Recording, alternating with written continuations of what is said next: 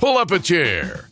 This is Off the Back Porch. Off the Back Porch with Sandy and Boomer is brought to you in part by Country Village Sporting Goods. Everything you need to get in the woods, the water, or to the camp is at Country Village Sporting Goods. Jason Hardy State Farm. Like a good neighbor, Jason Hardy at State Farm is there. And Larry's Pizza in El Dorado, home of the Double Pizza Parade. 20 plus years of bringing you the most important and latest information with local happenings, news, sports, opinions, and probably an attempt at humor. Also brought to you in part by Davis Farms Country Market. For farm to table fresh, it's Davis Farms Country Market. Cook's Body Shop. Chances are it will happen.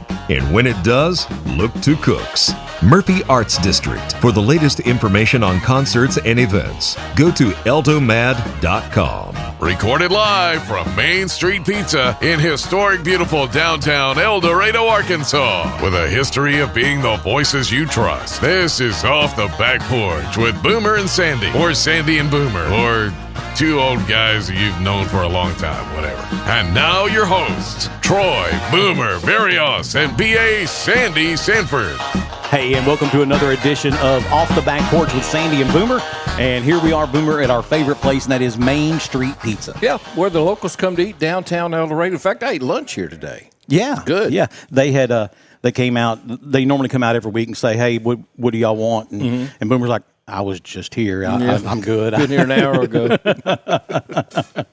And welcome back to our show, our guest, Alan Tyson. Alan, thank you for coming back. Yeah, thank you guys for having me. I appreciate it. Evidently, it wasn't that bad that you were willing to come do it again. Yeah, it's a lot of fun, man. I enjoy it. Yeah. Now, for those of you who didn't know, Alan was on the show, I don't know, a couple months ago. Yes. And we had brought him on to talk about he and Alex Vault had purchased Timberlane Meat Market. New venture they And entered into. Yep. by the way, I went to Timberlane Saturday, and because all my kids were going to be here Sunday, and I said, well, I'll cook some steaks or whatever. And so I went and I got one Angus ribeye, 3 prime ribeyes, and 2 New York strips. And then I bought some sides. I got some stuffed mushrooms, which I love, by the way. Oh, they're fantastic. And then I got some of that baked potato casserole. And man, that was. And then I got some chicken. And then because y'all don't carry Conica sausage, I had to go get me some Conica sausage. What is that? The best sausage ever made. Is it really? It's better than Down Home, and that's hard for me to say because I love Down Home. Huh, and that's the make, Conica. Okay. Conica. Oh, I thought it was a type. It's the brand. Okay. I'll have to put a word in with my manager and let her take a look at it. Yeah, Conica. It's made in Conica, Alabama. Okay. And what I like is their normal sausage. Now they make an andouille, they make a this and a that, but their regular sausage it's a little thinner. It's a little thinner diameter, and the skin crunches. You know, you don't bite and get one of those. The skin actually crunches, and I like that too. Conica sausage. It's been the. So do they want more money for it because it's better, or is it just So at Brookshire's where I normally shop, Down Home is like maybe. I think Down Home's like $5.99 for a pound and a half, and the Conica's $6.99. Okay, so it's not for a bad. pound and a half. Yeah. And I remember when it was $3.99, and Well, you remember when everything was a lot cheaper. yeah, but this wasn't that long ago. Oh, okay, I got you. But anyway, got all that stuff, and I'm just going to tell you, I know this, and I've known this, but I'm reminded of it so well. It's just a difference. Yeah, Cooked those steaks the other night.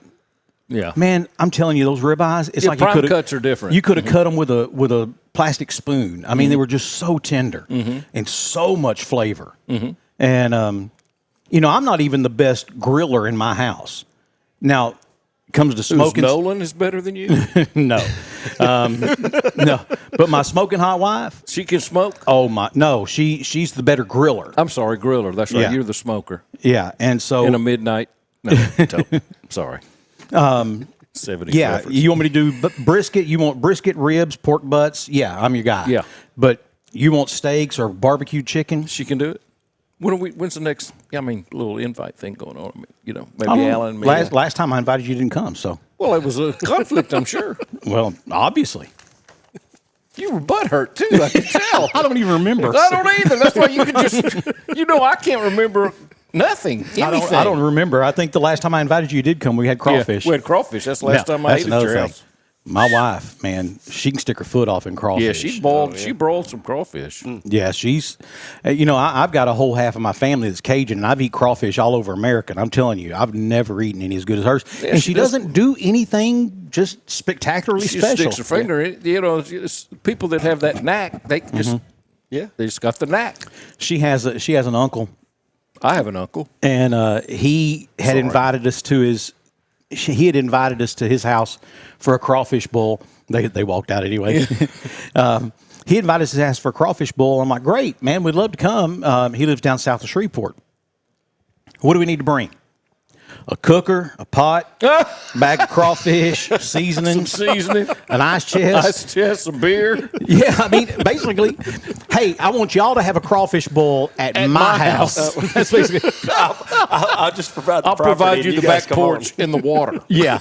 I'm surprised you didn't want us to bring the water, but so we get there and they have 3 cookers set up, and man, there was probably 50, 60 people there. And so they have 2 cookers set up. We set up the 3rd one, and Casey Joe takes off. Man, she's getting after it. She's doing her thing. They all get done about the same time. So at one point, somebody comes over to get some more crawfish, and they look at her uncle and say, "Hey, how's her ice chest empty? And ain't nobody touched your crawfish yet." Oh, that did not sit well. Not a good sign. That did not sit well with him, man. He did not like that at all. We hadn't been invited back. Well, all you had to do was just carry everything, so why couldn't you go back? That's you true. Show up. Just show up. Yeah. But since then I bought her one of them super duper 100% nuclear show enough crawfish cookers. Oh, the kind that dump out and have the tray on and all that. Yeah. Yeah, name monogrammed on the side of it and all that. No, but I think it's a good idea. That could be Christmas this year. Yeah. But I got her one of those, and thanks to my buddy Kevin Kendricks down in Monroe, I ordered it, and for whatever reason, it got shipped to Academy in Monroe. Okay. And I'm like, "Where's this thing at?" And finally, I figure out where it's at, and I call them, and they're like, "Yeah, if you don't get it today, we're just going to send it back." I'm like, No. We're like 3 days from Christmas. Can't send it back. Yeah. And then I'm like, what do I do? So I have buddy Kevin Kendricks down in Monroe, and I called him. I said, "Hey, man, I need you to do me a favor." He's like, "Sure, what is it?" I said, "I need you to go pick up a brand new crawfish cooker from Academy." And he was like, "Yeah, about that." I was like, "Okay." He said, "I'm going to need an invite." Okay. Oh, sure. Absolutely. Yeah. Absolutely. That was included. Yeah, I thought that was a given. Yeah. But yeah, he got that. He picked it up for me, and then one of the boys, I think it was Jax, and we put it together. And those are nice, boy. Yeah. Now, we weren't living in our house at that time. We were living in the Mertiel house. Okay. And so we had to get it, and I put it out there in the back courtyard. Yeah. And then walked her out there to show her Christmas present. Sure. Okay. Cool. So yeah, that's a good Christmas present. Yeah. Well, and she's put it to good use. Believe me. Yep. Speaking of my wife, she has a horse. I always said, "Man, I'm glad I don't own a horse." And Lane Kiffin says to me, "Yeah, you do. You just don't know that you own a horse." Really? And I was like, "No, man, that's Casey's horse." He said, "Who's all the time feeding it? Who's all the time doing this and this and this?" I said, "Well, that's me." He said, "You own a horse. You just don't know it." Well, that horse that I don't own got out of his pen last night. Because it was bad weather. And, it was bad weather the night before. Oh, that's right, yeah.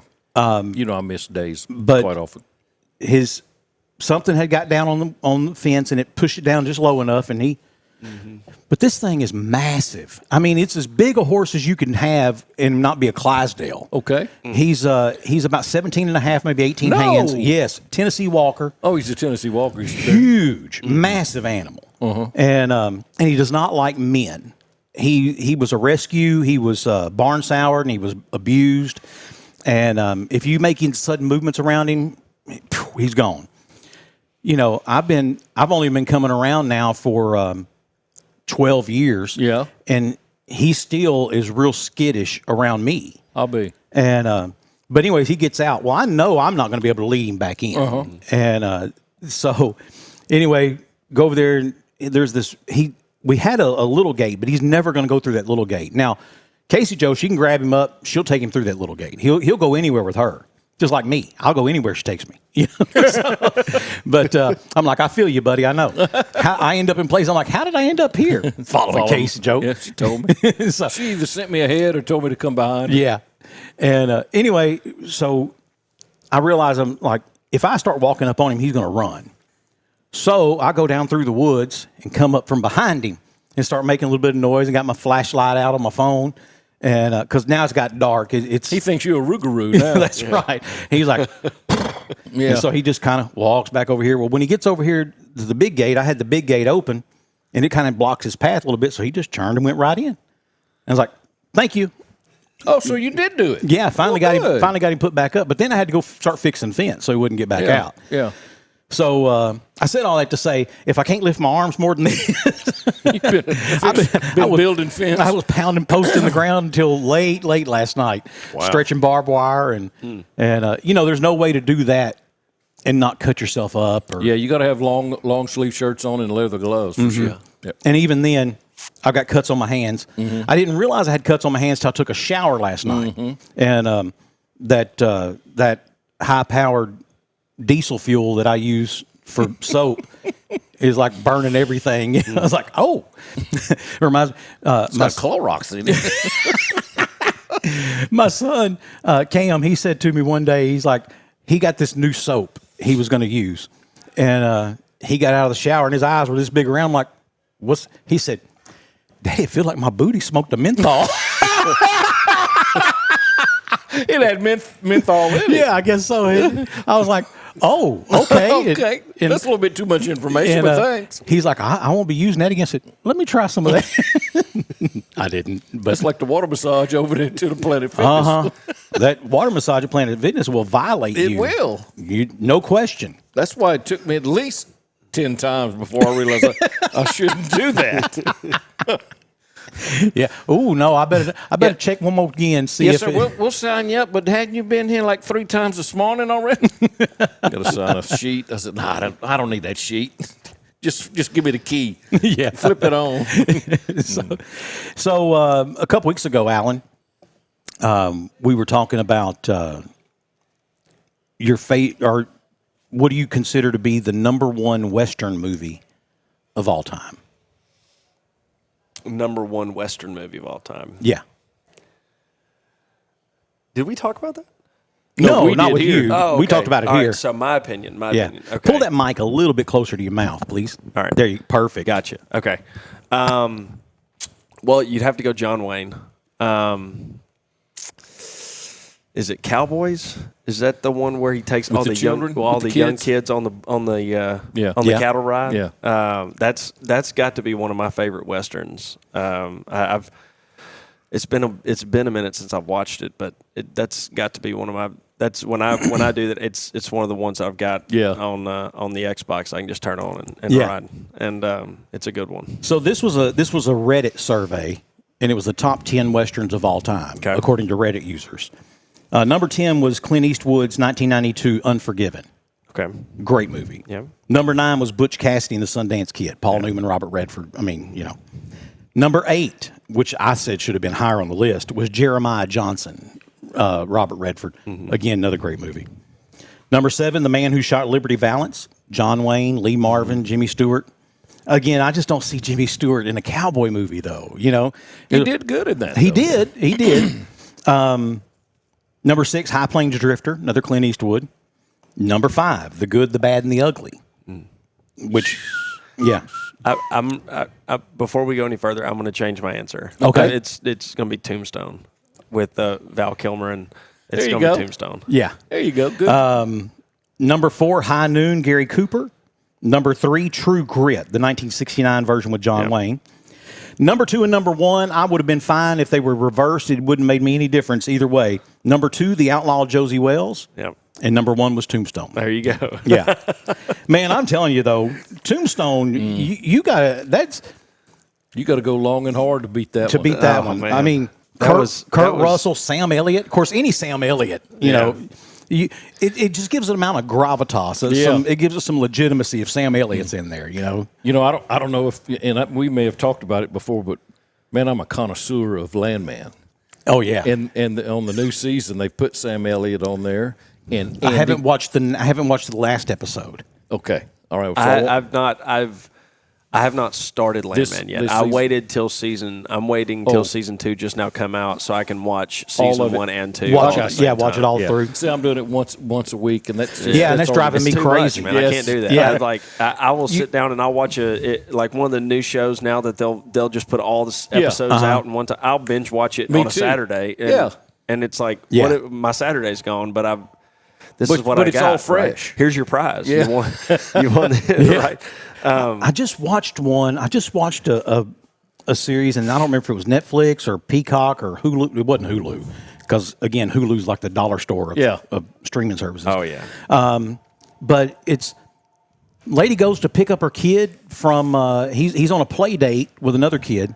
She goes to the house to pick him up, and they're like, there's no kids that live here. And she's like, well, she looks at her phone and said, no, it's such and such address. I said, yeah, that's this house, but there are no kids that, it's just one old lady that lives there. And she was like, okay, let me call the mom. So she tries to call the mom who set up the play date. Phone's been disconnected.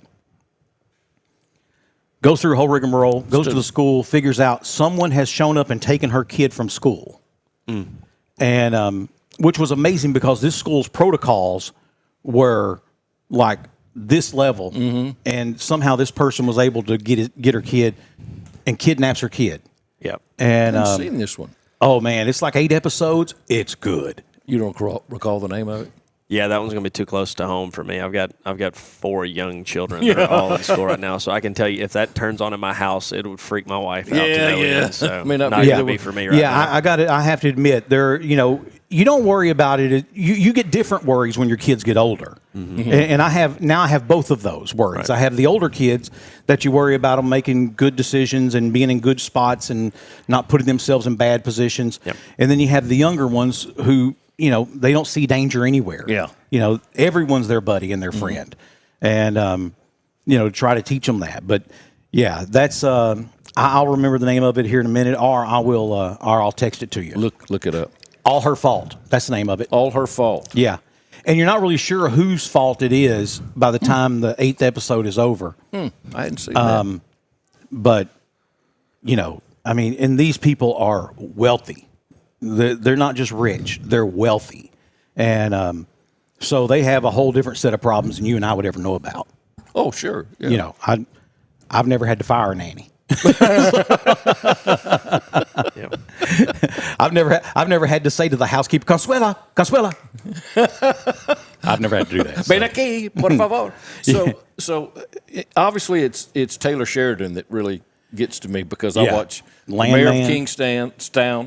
Landman, Tulsa King, and of course Yellowstone. And there's going to have a spinoff of Yellowstone coming out. There's 600 spinoffs, so there's almost as many spinoffs of Yellowstone as are Star Wars. Oh gosh, Yellowstone was kind of iconic, man. It kind of changed the game for a lot of folks. A lot of people want to live. A lot of people want to live like John Dutton now, but not necessarily like John Dutton. But that kind of opened up a lot of people's eyes. People to the train and all. But the country aspect of having your own piece of property and doing your own thing. It's kind of a iconic scenario. That people want to kind of live out now. It came from Yellowstone, right? Yeah, it did. People don't realize that country living it's a lot of fun. It can be. Until your horse gets out in the middle of the night, and then you've got to repair the pits. Exactly. And but on Landman, they'll do some economic things too. They'll make a point about economy And they did that on this last episode. It was a real good. You'll enjoy that scene that they did about the economy. Yeah. So in Landman, what brought that up is Sam Elliott is in this season, and Andy Garcia, and Demi Moore, and Billy Bob Thornton. I mean, gosh, man. Yeah. Obviously, it's done well if you can put. If you add some side characters, and it's Andy Garcia and Sam Elliott. Yeah, you add Sam Elliott and the guy from The Godfather. Yeah. And Demi Moore. Yeah, Demi Moore. Yeah. She's in her 50s, but, so what? Oh, she's got to be out of her 50s. She's got to be in her 60s. Do you think so? Oh, yeah, she has to be. Is she really? I think she's older than me. Really? I'm fixing to be 54. Well, time flies. Now I look it. She doesn't. That's the whole thing. Well, she's like that's that whole money thing again. Yeah. You could tell she's had some work because she doesn't look like a woman her age. Talk about had some work though, and that's Sylvester Stallone. Oh my Lord! He smiles and his ears wiggle. But Martha says, "Boy, he sure has age." We started watching most of the Tulsa King is out now, and so we backed up and started watching them. She is 63, by the way. I'll be. Just had a birthday last week. I wouldn't have put her more than 55. Isn't that something? So, seeing Sylvester Stallone in Tulsa Kings, which, by the way, he's just a piece. I mean, you could put you or I in it, and it'd still be a fabulous show because of the writing. Yeah, it's so well written. And Dana Delaney's in it too. Yeah, she is. China Beach. Yeah, that's where I remember her from. And she's still an attractive woman, although you can certainly tell she's had some work done too. Yeah. Mm-hmm. Yeah. She lifts her arm and her face twinges, but anyway. She can't brush her hair because her arms won't go back that far. But Jamie Curtis is one that's decided that she wasn't going to do anything. Mm-hmm. And back in the day, she was like, she's just, Jamie Lee Curtis. She was really. We got to see her topless in Trading Places. The movie with Eddie Murphy and Dan Aykroyd. I couldn't watch that. I wasn't allowed to watch that. I never did watch that. Okay. More than 20 times. Can't say that I've seen it. You're young. You're a young child when that came out. But he wasn't even born when that came out. That's true. Oh, my word. And so she goes back and says, I'm not going to do any of that. And it's just let herself age naturally. And kudos to her. Yeah. In an industry that just begs and almost mandates that you have to look young till you die. So Jamie, and she's still. But I was watching. He was either watching an interview or listening to her on a podcast or something. Anyway, she said her whole thing behind that was, especially females in Hollywood. Mm-hmm. You're told, well, if you don't do this and do that and have this nipped and tucked and this enhanced and that, you're never going to get roles. She said, at my age, who's getting roles? Mm-hmm. And if I do, it's not a lead character. Mm-hmm. And if I do get a role, she said, it's I'm going to be the grandmother anyway, so why not look like one? Mm-hmm. And so good point. It is a good point. And she named off, and I can't remember who all she named, but she named some people who were like, I think one of the things, she's like, when's the last time you've seen Ashley Judd? Mm-hmm. And I was like, good point. Mm-hmm. And she's like, there's no one better put together than Ashley Judd. And she's like, when's the last time you've seen her? Mm-hmm. And then the one who was married to Brad Pitt, Angelina Jolie. You don't see her in movies anymore. No. They're always wanting the 24-year-old. Yeah. Yep. Mm-hmm. Yeah. And that's because all of them that make movies are a bunch of pervs anyway. Oh, well, there's that too. Yeah. I mean, how industry-wide that was just known and just like, it's Harvey. It's Harvey Weinstein. It's who he is. Mm-hmm. And that just baffles me. Mm-hmm. But yet this is the same group that will preach to us about everything. Mm-hmm. They'll preach to us about pronouns and being vegan and environment and keeping your lights off and, how Christmas is wrong and Thanksgiving is an appropriation of Indian heritage and, and just on and on and on. But yet you got a guy in that room over there sexually assaulting. That's Harvey. Anybody who wants a job. Yeah. And not just females. Cat Williams tells that story. He does. And, and listen, Cat Williams may not be everyone's cup of tea. I get it. Yeah. Because he's nasty. Oh, yeah. He's very vulgar. Nasty, vulgar. He'd make Richard Pryor blush. He would. But I'll say this. When it comes to running his life and his business, he's done so with total integrity. Now, here's a guy who got arrested 4 times in 5 days. Yeah, and little kids are beating him up. But that's, I think that was a byproduct of him holding the line on other things. Yeah, here's another guy that from my era, Alice Cooper, and really portrayed as he's biting bat heads off. That was Ozzy Osbourne, but I mean that's the. But Alice Cooper, that's that whole macabre era. Macabre was you see him he'd do that on Saturday night, and then Monday afternoon he's at the golf course. Yeah, and intelligent, and very intelligent. Yeah, very intelligent and very well spoken. And there's a lot of rappers that have that persona, but then are excellent businessmen, and so it's. Most of the good ones are. Yeah. Well, most of them are extremely intelligent and put on a persona when they're in that. And the shame of it is in that environment. The shame of it is you have people who were really people of integrity and had honor and character, but they had no business know-how. MC Hammer. Yep. And just absolutely got bankrupted. Yeah. By not only his own bad decisions, but by bad actors within his groups. Yeah. And man, I knew it was over for Hammer when he came out with a gangster album. I'm like, Hammer? I think it was called Don't Hurt 'Em Hammer was the name of the album. Man. And I'm like, wait a minute. This is MC Hammer. Stop. Hammer time. Yeah. I'm like, no, man. Hammer can't have a gangster rap album. Yeah. Sorry, Yeah. there's no credibility there. Doesn't fit. Now I say that, and Ice Cube is the biggest children's movie actor and in Hollywood. He is the epitome of gangster rappers. Yeah, I mean NWA, and then he left NWA, and which, by the way, was probably the best decision he ever made. I hated it because I was an NWA fan back in the day. Yeah, I hated it, and then he came out with America Most, his album, and then NWA in their second rendition came out with a diss track against him, and I was like, uh-oh, y'all think y'all picked the wrong guy. I don't think I would pick a fight with Ice Cube. I'm just saying. And so then he came back at him with a song called No Vaseline, which we can't even talk about those lyrics. Or even mention it. Yeah. So I had something playing one time. Boomer and I and a couple of guys were going to Little Rock to a Razorback game back when that was a thing, and had some song playing, and Boomer's like, "Hey, can we listen to something else?" He said, "Because so far," he said, "he shot a hoe, F the police." He's like, "Man, can we?" I was like, "Yeah, we can find something else." Can you put it on 870 AM for me? Little gospel music, perhaps. I can't remember the last concert I went to was Zach Top, and that's the epitome of what my wife and I listen to right now. Well, Zach Top's the newest phenom right now. He's the next George Strait is what they're saying. So he is. I think the last concert we went to was Mark Chestnut. And, of course, Mark and I grew up together down in Southeast Texas. And there he goes, dropping them names again. Yeah, that's right. I did. That's good. That's a good thing.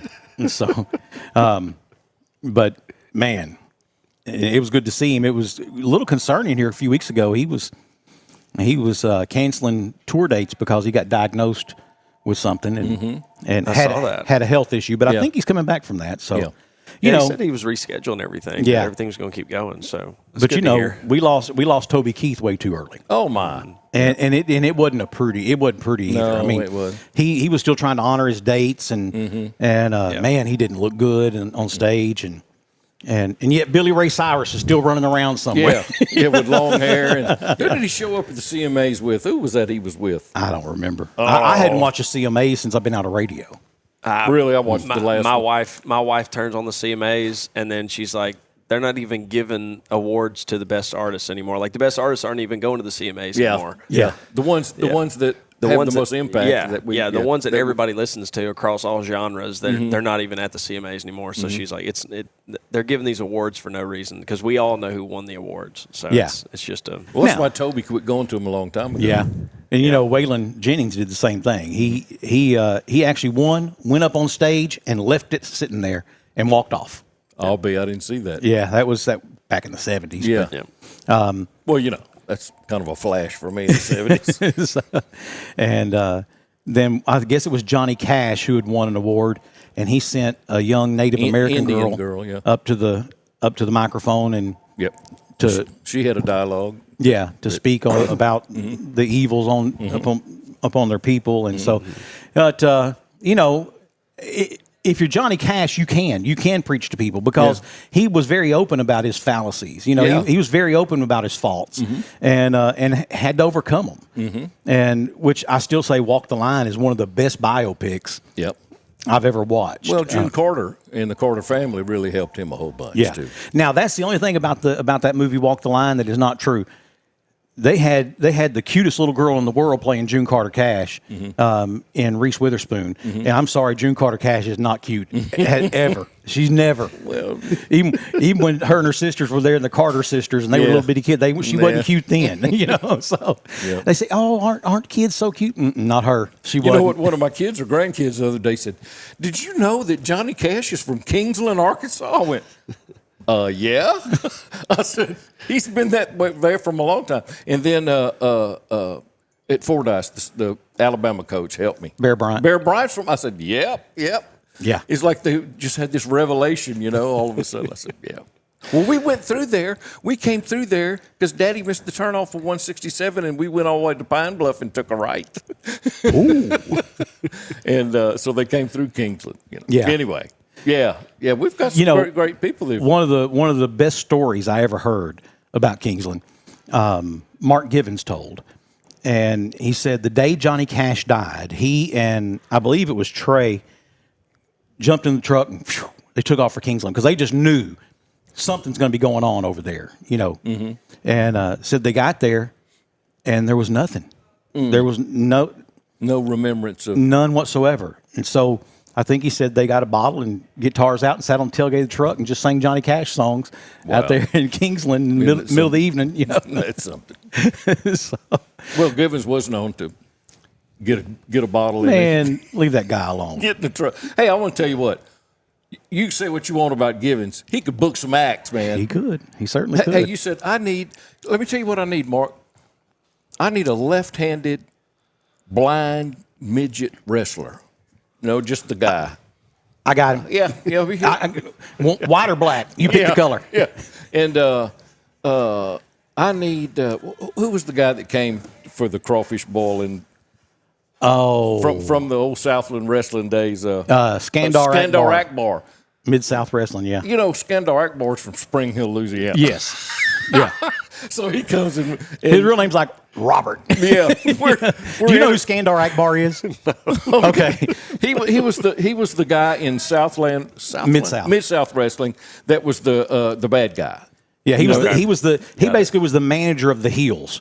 So you had capes and heels, and he was the manager of the heels, and you know, they were always doing something dirty and underhanded. And he played an Iranian guy. Yeah. Skandar Akbar, you know. Yeah. And he's from Spring Hill, Louisiana. Yeah, he's from Spring Hill.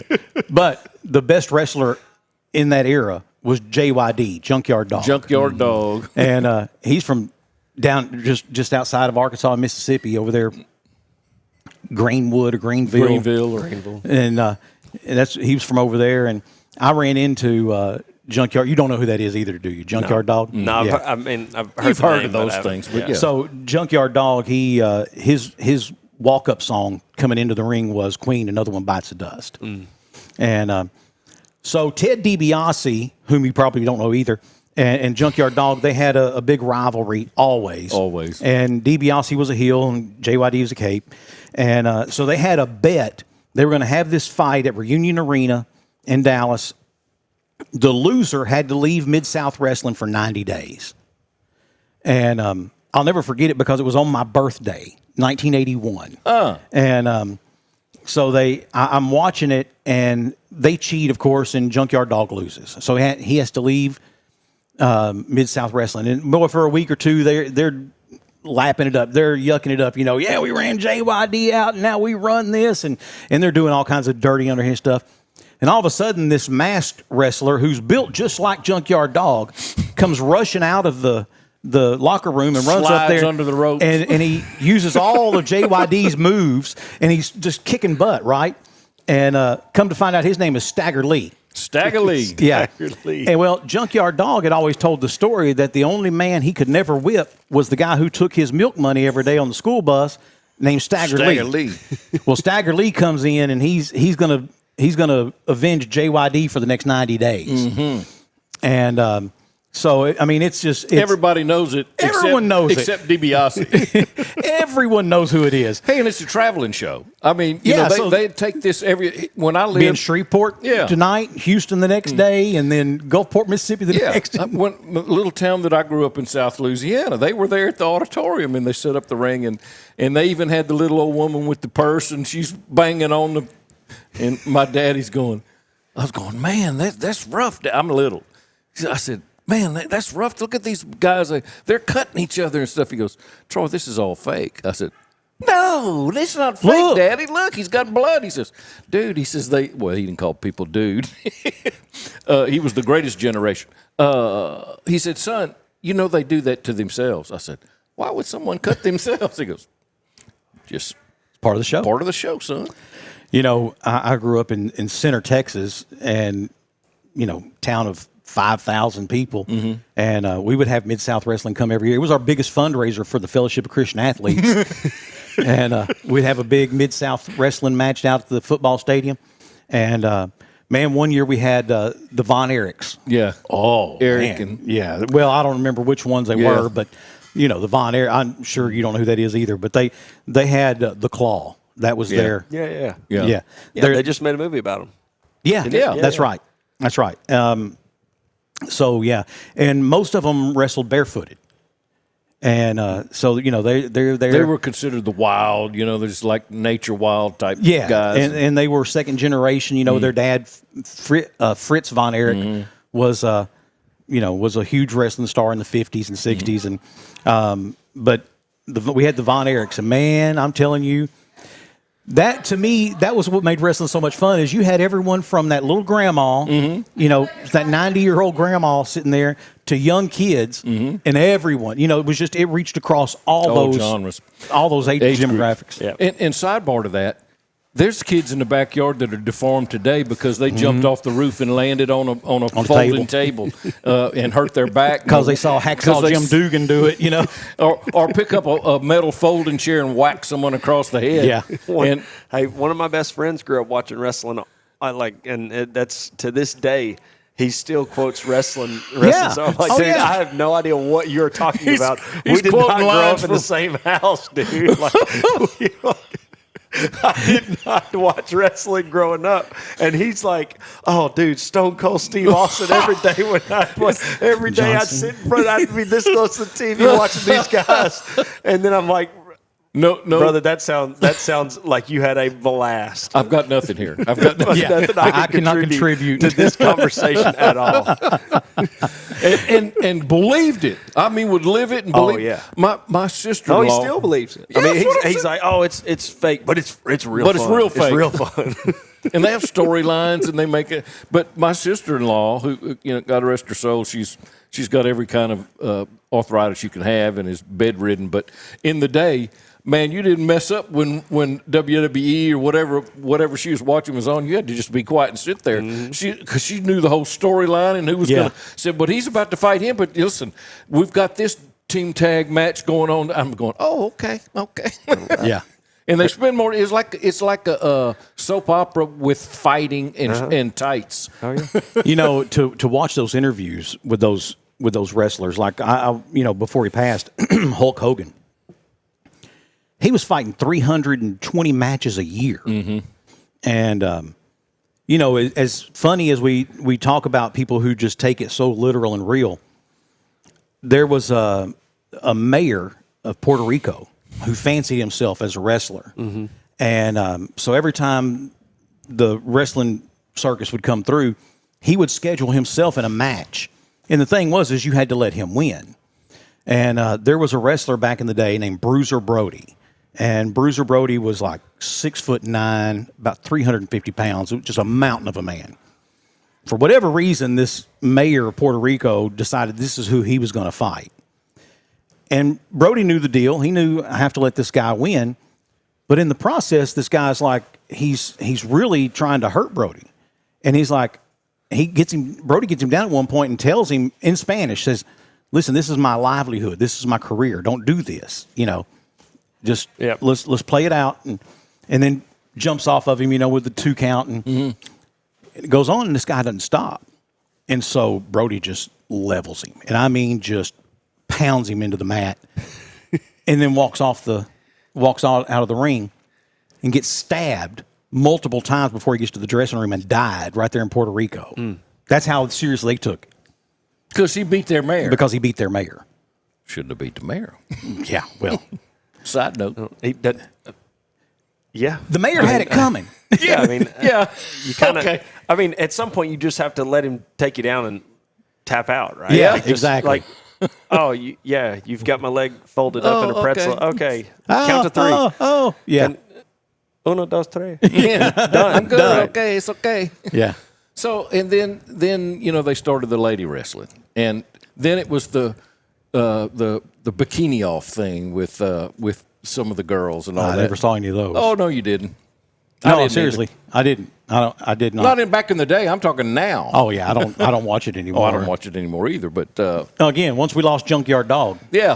What else is there? Yes. And Mad Dog Dugan or Hacksaw Jim Dugan. And then there was Steve Dr. Death Williams. He was a former linebacker for Oklahoma. Yeah. And his signature move was the Stampede. We just didn't realize how hokey all Not that was. exactly right. Yeah. Oh man. Former NFL players, the Big Cat Ernie Ladd. Mm-hmm. I'm trying to think of some others that they all eventually went to wrestling because those guys weren't making any kind of money back then as in the NFL, and whatever they made they burned through and snorted up. Mm-hmm. Thinking about some professional basketball players, there was one.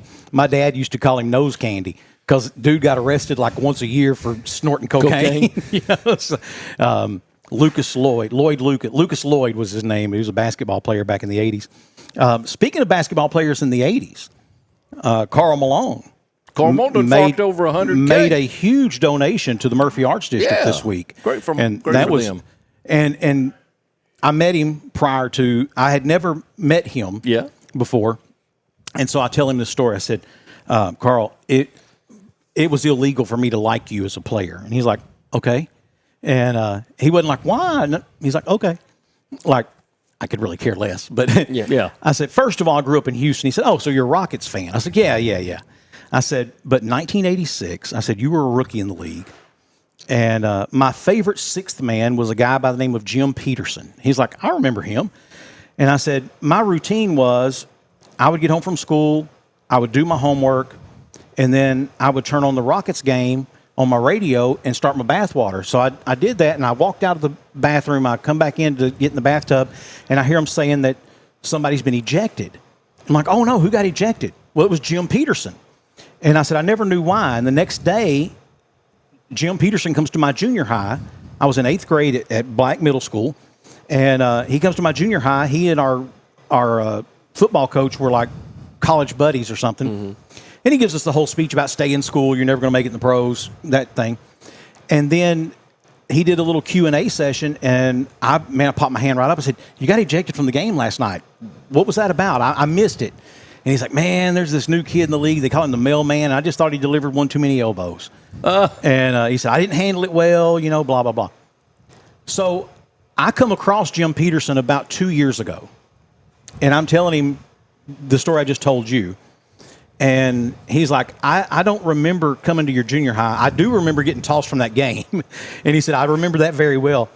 And I told him, I said, well, at that time, I said, Karl Malone has just bought some car dealerships in the town where I live now. And he was like, well, let me give you this picture. And so he gives me a picture of him and Karl. And it's in black and white. I'll put it up on the screen. And you could just tell they're into it, blocking each other out and all that. And so I tell Karl, said, if it's okay, I'd like to show you this picture. He said, I'd love to see it. And so I showed him the picture, and he's like, whew, them men were young. He said, them guys were young. Yeah. And he said, He said, man, that dude lived, ate, and slept in the gym. Oh. He said he was strong, man. He was real strong. And he said, do you ever have a chance to talk to him? I said, matter of fact, I'm supposed to talk to him this week. He said, please tell him I said hello. How funny. And I said, I certainly will. I will pass that along. And he's like, yeah, man. He said, that dude was strong. He was stout. Yeah. And so, yeah. But, hearing Karl's speech the other day, he was so humble in the speech that he gave when he made that donation, and sharing the platform with Madison and Claiborne, and he looks over at them and he said, "Listen, guys, I realize. Thank y'all for thanking me for my donation, but y'all are sending kids to college." Yeah, y'all. Yeah. He said, "Let's not mix the two up here. Let's not look at 50 million as opposed to 100,000. Yeah. Yeah. But Karl, Karl endeared himself to people of South Arkansas, and his agent was from here in South Arkansas for I don't know how long in his career, Mr. Moore, and he worked summers up here and did jobs up here. So he kind of he wanted to give back to the community where he felt like he got a good shake, coming to a kid from Summerfield that made it big. And so, we're glad to have him here. And he's the baby of 9 children. Yeah. And, and then went to Louisiana Tech and just blew it up. Yeah. I mean, just, exactly. Played 3 years at Louisiana Tech and then gets drafted by still somewhat new franchise, the Utah Jazz. Former New Orleans team. Mm-hmm. And they had, the year before, they had drafted John Stockton. Mm-hmm. And they wanted to run them out of town on a rail then for drafting Stockton because everybody thought they should have drafted someone else. I think it worked out well. Yeah, John Stockton, And then the next year when they had the 13th pick, they picked Karl Malone, and everybody just had a fit. Well, again, those two, they melded together pretty well. They did well. And they did. Karl Malone ends up being a 13-time NBA All-Star, 13-time All-NBA team, 2-time MVP, number 3 on the scoring list. I didn't realize that. Behind LeBron and Kareem Abdul-Jabbar. He's number 3. Like 36,900 something points that he scored. From right here in northern Louisiana, South Arkansas. Mm-hmm. Yeah. Yeah, our guy. So. Like we have any type of NBA foundation down here in South Arkansas, right? It's insane, what's so funny is let's just take that 35-mile radius. Mm-hmm. Okay, you have Karl Malone, Daniel Gafford, James Anderson, kid that played on Phi Slamma Jamma for the Cougars back in the 80s is from they called him the Brown Bomber.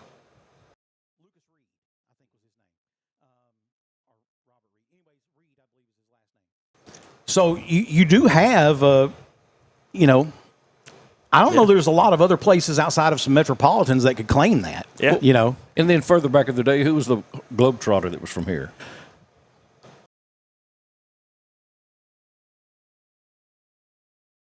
And I mean, again, that's not a lot of places can say that. Can say that. Yeah.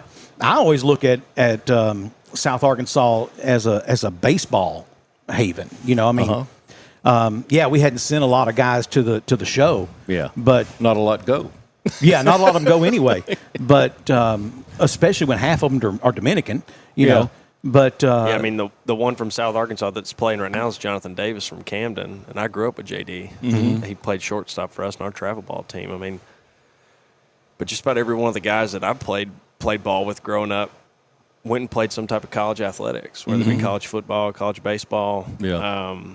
There's a lot. And you of have guys who were here. drafted. I mean, Cannon Lester, who will be our guest in a couple of weeks. He was drafted. Yep. Medical issue, but he was drafted by the Giants. A ridiculous medical issue. He should have actually played professional, high-level professional baseball. But agreed. Cannon's one of the best baseball players I've ever been around. Really? And one of the most knowledgeable people. I was going to say, he's of smart. the game of baseball I've ever seen. That comes from being Billy Lester's kid. Yeah. I mean, you can't help but just pick up some of the game if you're around Billy. Well, that's part of it. Yeah. Right? That's part of it. But he made himself a student. Yes. He's a student of the game. He studies the stuff. Even when I was in college, and I would send Cannon and I would send each other videos of guys hitting, like, because I'm a fanatic of Barry Bonds and the way Barry Bonds would hit, right? Not Barry Bonds like, oh yeah, Barry Bonds is a home run leader like this. No, I love the fundamentals of the way Barry Bonds hit the baseball, right? He never extended until after he made contact with everything. His elbow was always locked into his hips when he swung, and that's why he had so much power, right? And you could never beat him. No matter how hard you threw, you could not beat him because his swing was so short and compact and powerful. It was one of the most amazing swings. Another guy that swings a lot like that is Giancarlo Stanton. Yes. Right? Giancarlo Stanton, back when he was with the Miami Marlins, very similar swing to Barry Bonds, right? He would lock everything in. He even offset his stance a little bit because his hips were so fast. He wanted to he'd pull everything down the left field line, right? So but he'd offset where he's looking at right center and hit the baseball to the left field gap, right? Yeah. And just insanely fast hips. You know, and then you compare that to someone like Jeff Bagwell, who would ruin a kid's swing when they tried to swing like Jeff Bagwell. You know, whatever that thing was where he got down. It looked like he was having a bowel movement. I mean, it was horrible to watch. But the results were there. It worked for him, you know. And you know, of course, the steroid era. The steroid era is irrelevant to me. Everybody does steroids. Everybody did steroids back then. It's illegal now. If you're doing steroids now, like, obviously you need to be banned, right? But back then, every single guy was doing steroids, right? Like, that's if they had to compete, they had to do it. That's right. If you wanted to be elite, you had to be elite. Now, right? the only people who probably weren't were probably middle infielders, because they needed to stay. No, even those guys were doing I'm just thinking about Craig Biggio, for example. Craig Biggio was absolutely yoked. Like, that dude's legs were massive. You're running it for Sandy. No, he doesn't know what I know. Let it go. All right. I mean, but for the most part, I've seen Craig's legs. Let me just say that. All three of them. Oh, yeah. I remember. I think you told me about that story. Yeah. Didn't you tell me about that story when you walked in don't on share him? that. Whoops. Oh, hello there. What do you do at that point? You know, Hey, Sup, what's Craig? up? What's up, Craig? Craig? Oh, you're looking for the other door. yeah, way. he's like, just keep walking, man. Just keep walking. I'm sorry, I totally ruined that story. No. He said, but he did. He said, now when you walk out that door, there's going to be a security guard there, and he's going to be pissed. He said, just tell him I said it was okay.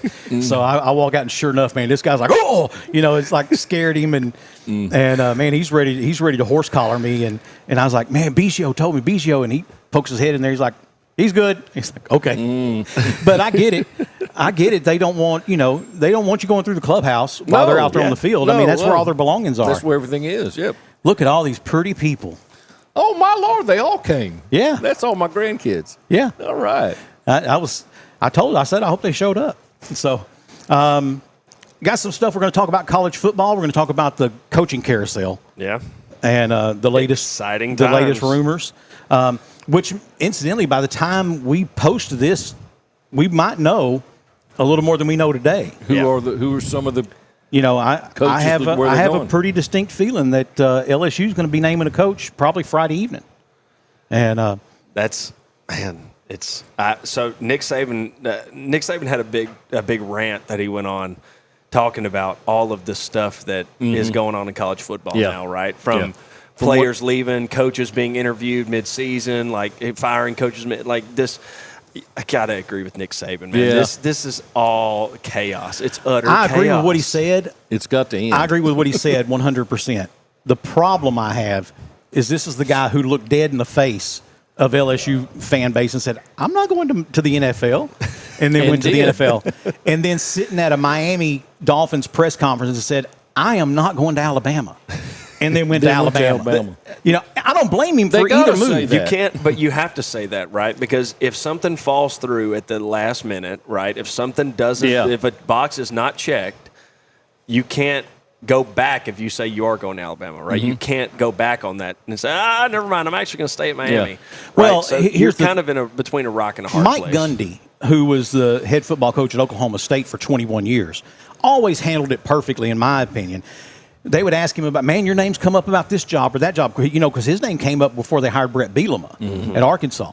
And he said, I would never, ever discuss another job to y'all or anyone Yeah. And he just left it at that. And he didn't say he was going, didn't say he was staying. In other words, I'm not going to answer. I'm not going to answer that. Don't ask. Yeah, quit asking. It's kind of like a Baptist preacher going in view of a call, man. Nobody can know, but you're going. So anyway. Yeah, well. All right, we're going to take a break. When we come back, we have more of Off the Back Porch right after this. Bring in the holiday season with Lone Star and Colin Raid Christmas and Hits. A night of your favorite country hits along with some Christmas classics. Thursday, December 11th at the First Financial Music Hall in El Dorado, Arkansas.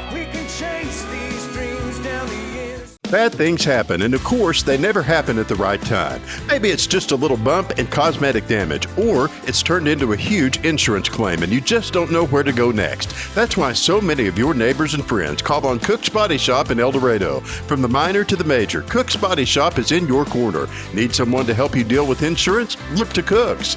Need advice on what to do next? Look to Cook's. Need a free estimate? Look to Cook's. Bad things are going to happen, and when they do, look to Cook's. Spice up your tailgate with locally raised farm fresh products at Davis Farms Country Market, like the new Code 3 and Davis Double D Farm Salsa, fresh from the field in locally grown purple hull peas, super sweet vine ripened cantaloupes, Arkansas made meals that are easy on your wallet and your time. And nothing says fall has arrived like mums and pumpkins. There are plenty to choose from at Davis Farms Country Market, 4523 Junction City Highway, or call 870-639-1323. Everybody loves a parade, and hilarious pizza throws parades all week long. Bring the family in for your favorites, or explore the variety that Larry's Pizza offers. Come join us at Larry's Pizza for the greatest parade ever. Hey, welcome back for Off the Back Porch with Sandy and Boomer. And no, we are not being attacked. This is our Thanksgiving issue, and Boomer, some of all the things he's thankful for standing right here with us. Exactly. And, I just had a family that came up and they're doing carols, Christmas carols. I told them it's Thanksgiving. But these are my grandkids. And one of the twins, there's Lauren, okay, and her two daughters are on the ends, Olivia and Julia. We call affectionately Jules. And then Julia. Yeah. So there's a story at your house about that. Yeah, there's a story about that. But anyway. So, and then Lauren's twin sister, Lisa, who still lives in they're from Rogers first, let me tell you. Lauren's twin sister, Lisa, who's a nurse and lives here in town. Most of you know her. Her two kids, Addison, Michael, and Jackson, or the round out the group of, and Jackson's by far probably the tallest grandson that we have now. Jackson probably grew a half foot this past year. Yeah, I was thinking that a while ago. Last time I saw him, he wasn't that tall. Yeah. Addison's attending South Arkansas University, not the branch. The branch, though. Aren't they a branch of SAU now? I don't think so. Okay, anyway, she's here in El Dorado. And Jackson's still at Parker's Chapel, and, of course, Olivia and Julia live up in Rogers, so they go there. But it's part of my family. Yeah. Well, beautiful family. They are some pretty kids. Absolutely. Yep. Absolutely. Lauren, I was telling him earlier, I said, I don't know how anybody looks like you could have daughters so pretty. Mm-hmm. So, she didn't disagree either. No, she right? Didn't, yeah. Well, they have a pretty mother, and so, that accounts for a lot of it. So, not a lot of it, like, most of it. Most of it. So, I'm just happy to have. We get to see them probably about 2 times a year, the North Arkansas kids, Christmas and Thanksgiving, or maybe one other time. So, we cherish those times when they're here, and then they'll all be over at the house, and then they brought their dog. Nice. So their dog is the baby of one of our dogs. Okay. So we have a family reunion of the dogs as well. Yeah. That's great. That's great. So we're glad to have y'all. He becomes a lot easier to deal with and live with and bearable when y'all come around. Mm-hmm. So we do appreciate that. And I'll say this: I didn't know if we would ever have the prettiest girl in Union County on here, but we did when Addison showed up. Oh. Addison is probably the prettiest girl in Union County that I know. Yeah, and there's very little question about it. About a lot of the people know too, but. If these other 2 granddaughters move back, there would be some it would be a competition. Yeah. That's right. Yeah. So, all right. Thank y'all so much. All right, guys. Thank y'all for coming. Nice to meet you. There you go, man. That's what it's all about right there. Things pick up at my house when they show up. Oh, my gosh. And I want to tell you, Addison, and I'll try not to get emotional, Addison's life could have been a lot different than it is. And if you know my family, you know what I'm talking about. And she is most precious to me in that she could have not been. Right. And so that's... And she's your oldest grandchild. Well, I mean, there's Maddox. Maddox, who's my oldest grandchild from my wife's daughter. And, you know, we're all one big happy family now. We don't use the term step or half or any of that in my house either. At our house either. So, but I've got a grandson that's a junior in college. So, yeah. And then her husband has 2 children, and one of them has 4 children of her own, and the other one has a brand new baby. Wow. And you've known Sawyer since he was a little bitty kid, tyke. Yeah. And Sawyer he was our hunting buddy. And her Sawyer's daddy, my son-in-law, and he was the only son-in-law that really hunted a lot. And so, you know, we had a pretty good thing that we did together. Well, Sawyer started going hunting with us when he was 6. Yeah, he was little. And he hunted in the bottom of the boat underneath all the burlap and would just stay there. He didn't have a gun. He didn't have any waders. He had some clothes on, but he was happy to be there. He just wanted to be in the boat. Yeah. And when we would go to Bodcall down, past Dixie Inn and all that down there in Louisiana, and he'd walk in with us, and then we'd put him up on the dock on the bank, and we'd walk out in the water. And it'd be one morning we were setting up, and everybody got kind of quiet, and he goes, "Dad." Yeah. Yeah. I mean, it's like a faint. Yeah. Dad. He said, "Would you mind turning the light back on in your head so I can see y'all?" Because he was a 6-year-old. We left 100 yards from us. Yeah. Just baked up next to a tree, and then we disappear. I forgot you were here. Hey, oh, yes, son, here. That sounds like some snipe hunting I used to go on when I was a kid. You sit here. I'll run them back to you. And so... And Sawyer he was just a smart aleck little kid, and then, he's dear to my heart because he was a smart aleck. And so we're walking along there out of the woods and or into the hole, and he trips 2 or 3 times. I said, "Saw, man, what's going on, man?" And I said, "Well, why do you keep falling?" He goes, "I don't know, maybe all these sticks." And he's like, I said, "Okay, touche, bro." Yeah, had that coming. That sounds like my oldest daughter. Yeah. Oh my God. And like Sandy can do, imitating people, this kid can imitate people to the T. And I mean, he has some uncles that are just real characters, and he can do their facial expressions and all that. But so we rued the day that we would get to the point where he could do all that, and I would just sit there. He would go out and put all the decoys out. He would pick the place where we went. He would drive the boat. And that finally came. He's like 23 now, or 24. I'm not sure. But he was just gung-ho. Him and his buddies would go to Oklahoma and go walk in somewhere and go hunting. And he just did hunting. Mm-hmm. Well, all of a sudden, there was this pretty little girl started showing up with him at Thanksgiving and at Christmas and all this. And exceptionally pretty, I might add. Pretty young lady, and pretty inside and out. And so the last time I saw him, I said, "Sawyer," I said, "Man, how's your hunting going?" He goes, "Well, Pops, I hadn't done much hunting." I said, "Really?" He goes, "Well, I got this new baby." I said, "Oh, he got what he was looking for. He found it. He don't have to hunt anymore. He found it." And so I said, "Yeah." He said, I just hate to leave that little baby and be gone." I said, "Oh, okay, okay." Yep. And so life kind of changes as kids grow up in the full circle of life that we see. The first time I saw Sawyer, he's this little kid about this tall with big ears and glasses. And he's a grown man and works construction and operates heavy machinery things. And he figured out it was easier to make that money on the big crane. And for a 4-hour call out, or if you're the crane operator, you just sit there all day till they need to lift. You're not down there in the hole or wherever they're. Yeah. And so he worked construction. He figured out real quick that if, those guys that tell everybody else what to do make more money. And so, he's, and we need those people. We need all of the. You got to be okay with heights, though, and that's where Sandy would miss out. Sandy can't do that. But the trades, we need people in trades, so I'm happy for people that say, listen, I don't care to go to college. I like working with my hands, or I want to do this, or I want to do that. I'll take the $150K a year and work hard, and I won't have $300,000 college student loan debt. So, and there's a lot of truth to that. I told my boys especially their entire lives. I said, guys, get all the education someone else will pay for. Mm-hmm. Yeah, and there's nothing wrong with that.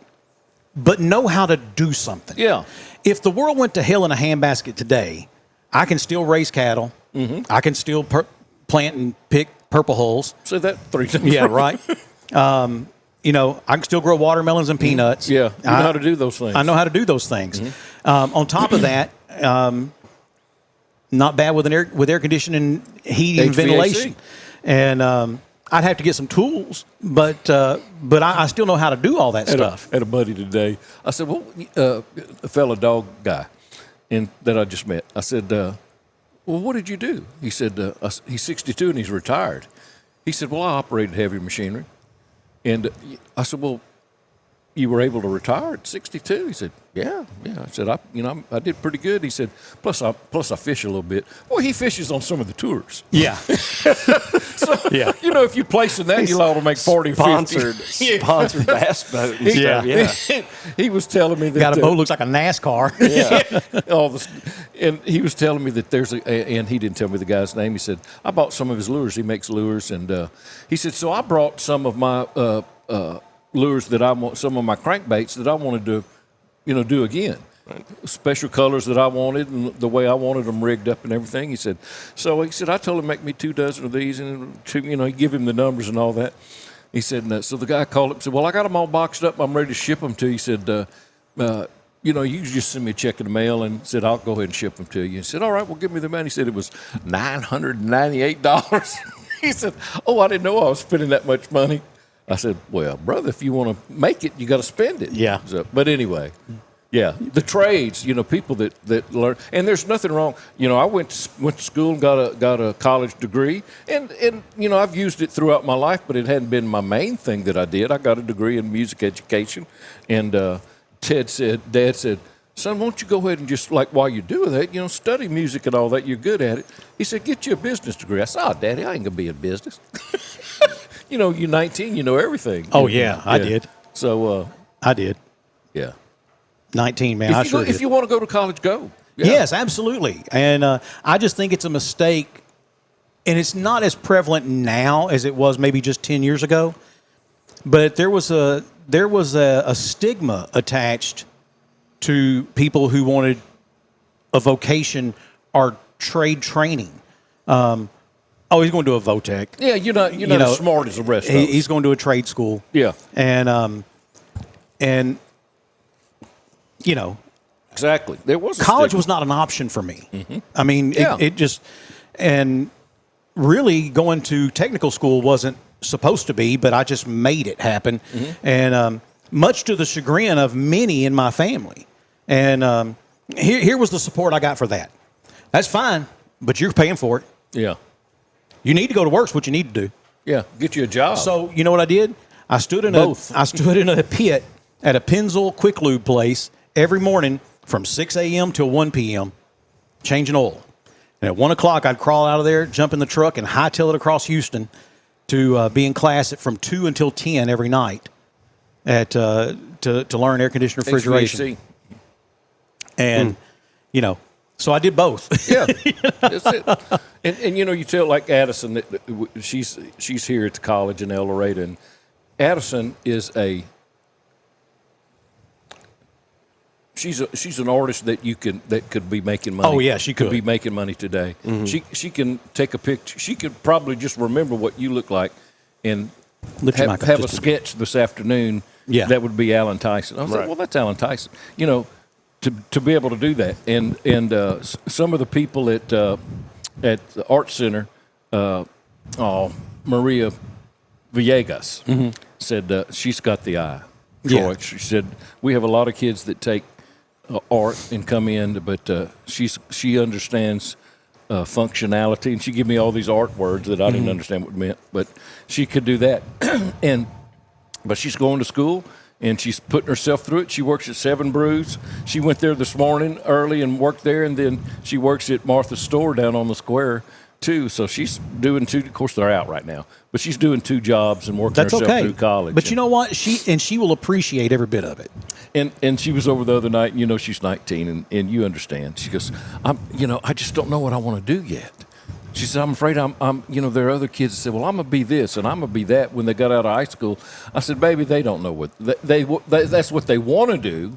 But maybe by the time they're second year or third year in college, it's going to be something else by then. But any rate, I'm proud of her. I knew a young man one time, he went to college pre-med. And I just remember thinking, I'm not going to poison the water, but pre-med? Mm-hmm. He's smart, but pre-med. Yeah. Yeah. And it didn't take him long to understand that probably wasn't the best path for him. Yeah. And changed his path. But everyone gets out of high school and they say these 2 things. I'm going to be a this and I'm never coming back here. Uh-huh. Sometimes it's true. Yeah. Most of the time it's not. Yeah. And there's nothing wrong with that. To have dreams, you can do that. But once again, Germany, for example, takes great pride in being the tradesman. Yes. They take great pride in that. Yep. And I think we would do well in our country if we took great pride in that instead of outsourcing everything and being a social worker. We need social workers. I'm sorry. Keep them cards and letters coming, folks. That's care of Boomer. or I'm gonna take a year and go volunteer. Take a year and go volunteer. That's great. But do that while you can. Yeah. So my son Jax, he's been Jax has been to Guatemala. He's traveled all over. I think he's still planning to hike the Appalachian Trail. And studied it. He's been a student of it. And then my oldest, Micah, she's been to Nicaragua. She's been to Costa Rica. I've been to Cozumel, but that's about it. Yeah. And to be honest with you, other than all the little Mexicans on mopeds, you couldn't tell any difference between it and like downtown New Orleans. I mean, it's just the streets are tiny and smell like pee. And yeah, well, maybe they didn't. Okay, it's not exactly like New Orleans.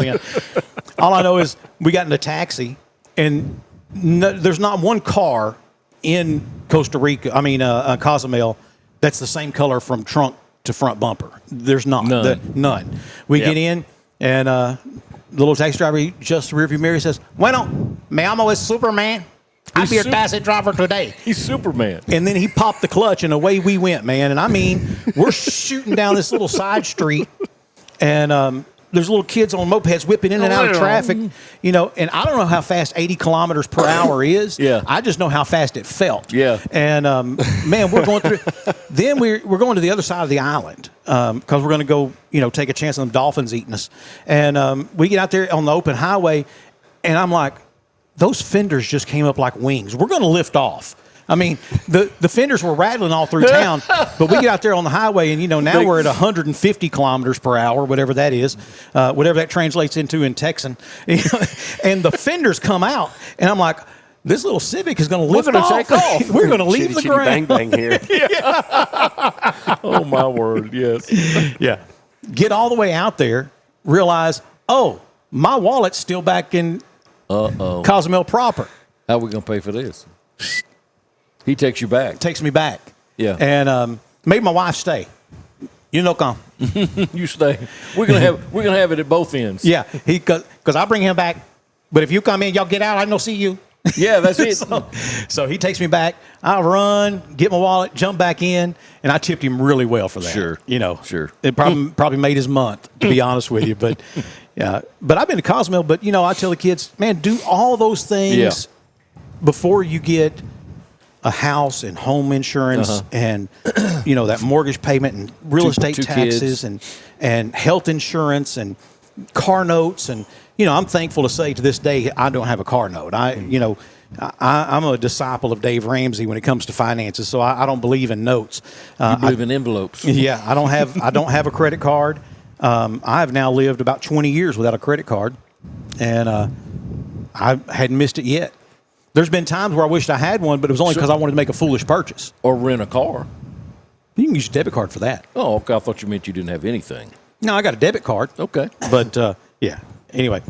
But get all that stuff out of your system. Yeah. Live life. And I told my kids, go wherever you want to go, but if life brings you back here, you'll appreciate it more. Let it Alan, turn around. You know. Prime example right here. Yeah. Exactly. And and not only did Alan come back, but he then is investing locally in the area. And right. you know, I'll tell you, Alan, I'm not just saying this because you're sitting here, because I've said this to other people. I was most impressed when you said you walked into Timber Lane Meat Market and it was right before Thanksgiving. There was nothing on the shelves. You're like, hey, are y'all going to get a truck? And they're like, no, we're closing down. And you said, oh no, we're not going to let that happen. That impressed me. Because that embodies that sense of civic pride and community pride that you want people to aspire to. No, we're not going to let that happen. Yeah. Right. I don't know what's going to happen, but that's not going to be it. Yeah. You know, here, as Cam, my son would say, he'd say, here's what we're not going to do. Yeah. Yeah, I like that. What not going to happen. Yeah. But I've always appreciated that since you told us that story, and that is, I mean, that's important that you took that kind of pride. Said, oh no, we'll figure something else out. Yeah. And you know, and by figuring something else out, that meant using his own money, and that's you know, admirable. It's called skin in the game. That's right. Yeah. And it was a very interesting. A very interesting month of December. Yeah. So, I mean, just a lot of things happened during that was month last of December, right? Yeah, that was a year ago next month. So, yeah. So, are you ready to tell us about your building project yet? You're not ready to announce that yet? No, not yet. Not yet. I can't get the ladies. I can't get the ladies at Timberlane to tell me either. I mean, man, I've been behind the counter at Timberlane. Okay, I've been in the back, and they still won't tell me what's going on. They've been sworn to secrecy. Yeah. There's one lady, she's like, what you doing back here? Yeah. Could you please step around over there? It's funny because I know exactly who you're talking about said that to you. I can hear her say that. I've got this whole setup, right? It's not like I'm just a guy standing there. Yeah. You can tell I'm doing something. I'm, filming. She's like, what you doing back here? We're making a commercial. I got my eye on you. Yeah. Hey, you hurry up. Yeah, hurry up, get out from back here. I got to make these Reubens. Matter of fact, I told one of the young ladies at your store the other day. I was like, "Man, y'all make a good Reuben." I have to admit, lots of places have Reubens, but very few of them make a good one.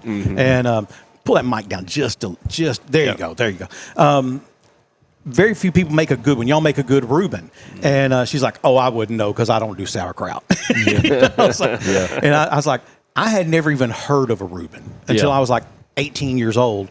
And I'm dating this girl. And her mom made the best Reubens. And, at 18, I'd eat the butt out of a rag doll, man. I'd eat anything. And so sauerkraut, I didn't care. Man, I fell in love with Reuben sandwiches. And you eat the sauerkraut? Oh, yeah. Ow. Yeah. I'm like that one. I'm like a medium to low sauerkraut level. If it's I don't want it to look like a Big Mac. Yeah. Okay, I don't want it piled on there. I will pull some of that off if that's the case, but most of the time, man. And the thing is look, anyone can take a jar of sauerkraut and throw it on there. Right. But to melt all those flavors together, and now this gets into philosophy of cooking, and my thing is you can either have flavor on the food or in the food, and that's the difference between someone who doesn't know what they're doing and someone who does. Yeah. And when the flavor is in the food. Yeah. And that's that every time I get a Reuben, that's what I notice. The flavor is in it, not just on it. Okay. Yeah. You want to talk about flavor in the food? We're actually taking and smoking our own turkey breasts now. So like our sliced turkey meat in house is all done smoked turkey and smoked in house, seasoned and smoked in house now. So. Well, I need her to quit using up all the damn apple or cherry chunks. Yeah. You got the chips, but I need the chunks. And right now, the last 2 times I went in, all you had was mesquite. And I know, being a Texan, everyone think I would love mesquite. I don't. I'm a cherry and apple guy myself. Yeah, I don't like pecan, cherry, apple, any of the fruits. I'll use that because I try not to over smoke, which I have in the past, boy. And but Yeah, there's no chunks. So I need some apple and cherry chunks or pecan chunks. I'll pass the word. I know a guy. Yeah. Well, last time I told you said, well, I know we just ordered some. Yeah. And we've obviously gone. Yeah, I think we've gone through it. Yeah, it's that time of year though, man. It's Sunday. It's Saturday and Sunday football season. People are grilling out and stuff. I mean, it's and your lady's smoking all them damn turkey breasts. And that's exactly right. That's exactly right. Because I tell them, guys, if we got some sitting out here on the shelf, like pull in the back, we're smoking stuff every single day, man. Yeah. We'll smoke steaks, pork chops. I mean, we'll smoke everything. They'll use it. I got some pork butts over there, and she asked me. She said, "Now, do you want me to smoke these?" I said, No. I'll smoke them. I said, "Oh, I don't mind." I was like, "I appreciate that." And but man, that's no small undertaking smoking a pork butt. I mean, that's like smoking a brisket. Yeah. I mean, you got to be committed if you're going to do that. Yeah, you got to smoke to temp. A lot of people think, "Oh, yeah, it'd be 8 hours." 10. No. You got to smoke to the temperature. I don't care what smoke to whatever time frame you want to be done. Yeah. 45 minutes a pound. No, absolutely not true. And I had a buddy that he had just gotten into smoking meats, and he told me, he said, "Man, I'm tackling a pork loin for the Boston butt this weekend." Mm-hmm. And it was a holiday weekend, and I said, he said, "Got any advice?" I said, "Yes."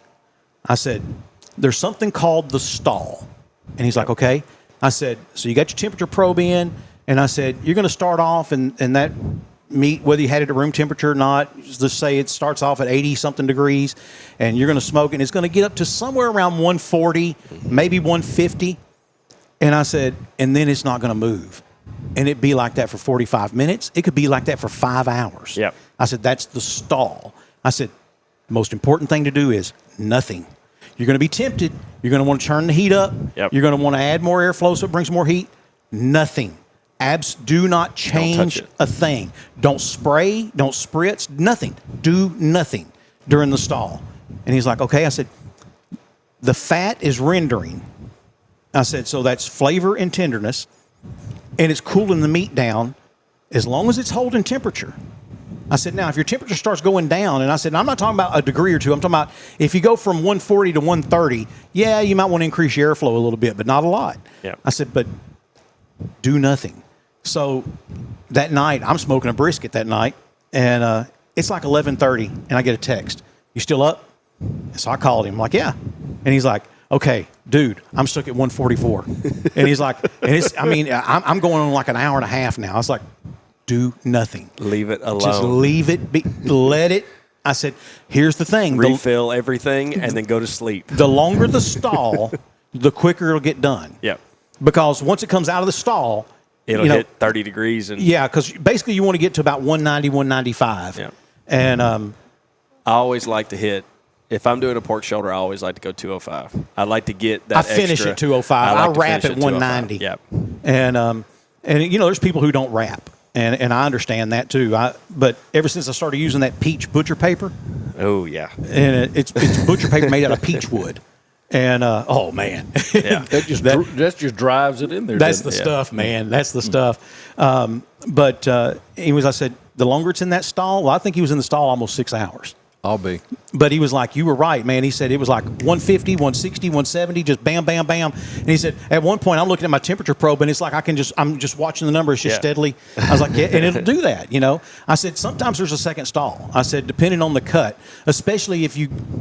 And I'm not trying to put anybody's meat down, but if you got it at a big box store, you don't really know. It says brisket. Quality. And I'm sure it came from that area, but there could be a part of a chuck or a part of a loin or something. You just don't know what all's there. Yep. And so I'm like, just there could be a second stall. And I've had that happen before, but if you do it right, you can't tell. When you slice it open, you don't know. It still tastes like a brisket's supposed to taste. Yeah. And most people don't think like you can pull that stuff off and rest it, and you can rest it for 5-6 hours if you want to, and it will still be hot when you pull it out, right? Like it will still be. Oh, you can't touch it with your hands. Yeah. I mean, it will still. You might be able to touch the outside wrapper. Yeah. But when you unwrap that, you're not just going to grab it with your hand because it's going to burn. Oh, I'll wrap mine up. I'll pull it off at 205. I'll wrap it up in foil. I'll like wrap it, keep all that heat inside, and then I'll wrap it in a towel and put it in a cooler. Yeah, in the cooler. whenever we're ready, right? Like I'll take it off before we go to church, and then like 1, 2 o'clock in the afternoon, like, and the more it rests, the more all those juices settle in that meat, and man, it's top notch. Yeah, and I've had people, man, I cooked the bread, I did everything you said, and I got it off there, man. First, I cut it, and I said, well, there's your first problem. You got it off the grill and you cut it. You know, that's. No, you got to give it time. It's going to be okay. Those first bite or two is going to be okay, but about 10 minutes from now, none of that brisket's going to be worth. You might as well just make jerky out of it. Yeah. Because you've just killed all the moisture in that meat. Yeah. And you know, it's a science. I mean, and I only learned what I've learned the hard way. There was no easy way. I only learned because I'm an idiot, you know? Yeah. I mean, it's trial and error. It is. It's a lot of reading other guys and how they do it on Google and like some of their barbecue pages and stuff. Like, how do they get to their meat consistency that they have? And then you just take and pick and choose and then formulate how you want to do it, right? Yeah. I mean, I'm an Applewood guy, right? Like Applewood seasoning. I don't like a lot of gritty seasoning. I like a lot of powder seasoning. I like powder that like soaks up a lot of that that juice or that consistency that's on the outside of the meat and stuff. And then I let it sit overnight usually, really like let those flavors blend into that meat. Then I'll do it again, add another layer, then throw it in the smoker.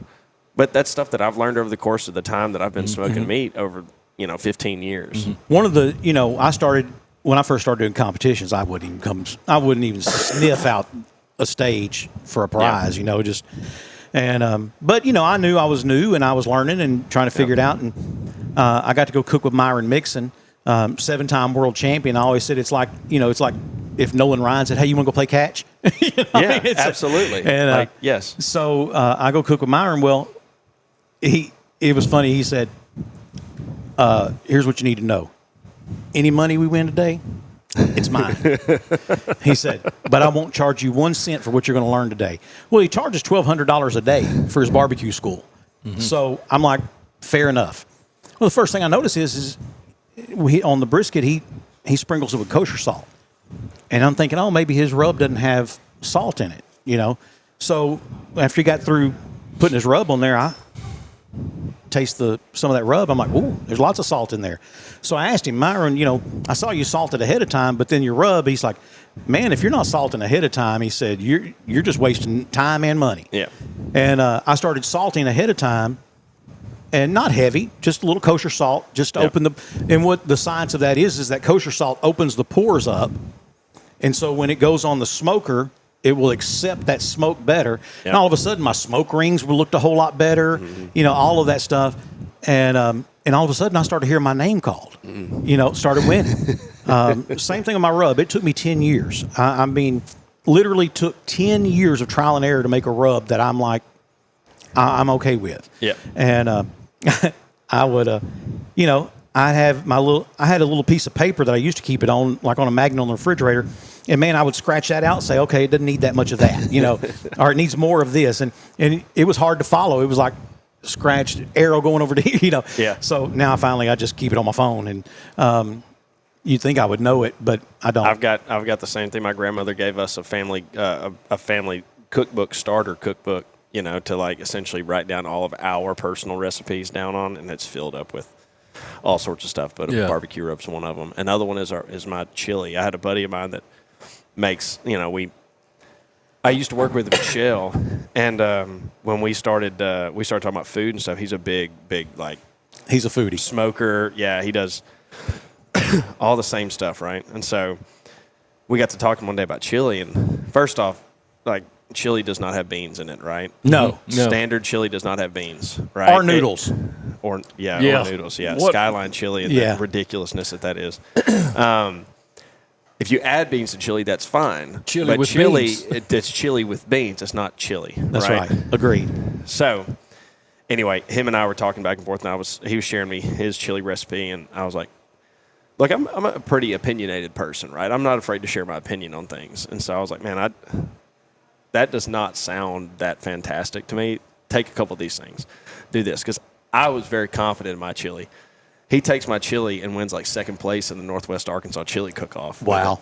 and sent me the ribbon. He sent me the ribbon, and it's on his mantle under his TV. Here you go. His wife hates him. He said, "No, hell no. This is the second place in the Northwest Arkansas Chili Cook-Off. Yeah. Like this is cream of the crop, right? Yeah. Like he's on the podium now." I'm like, Yeah.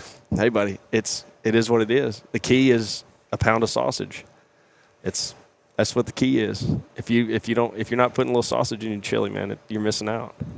I have a cousin, and he owns a barbecue restaurant in Texas, and I went in there and ate one time, and not a soul in there knew I was his cousin, and which was fine. Even his wife, who was running the restaurant, she didn't know me. Okay. And so I get the food, I eat it. It was really good food. And so the next day, he and I are hanging out, and I'm telling him, man, I went in and ate, blah, blah, blah. He's like, yeah, how was it? I said, it was good, man. It was real good. And I said, I see now why you look like a damn Chick-fil-A. You got line of cars out to the street.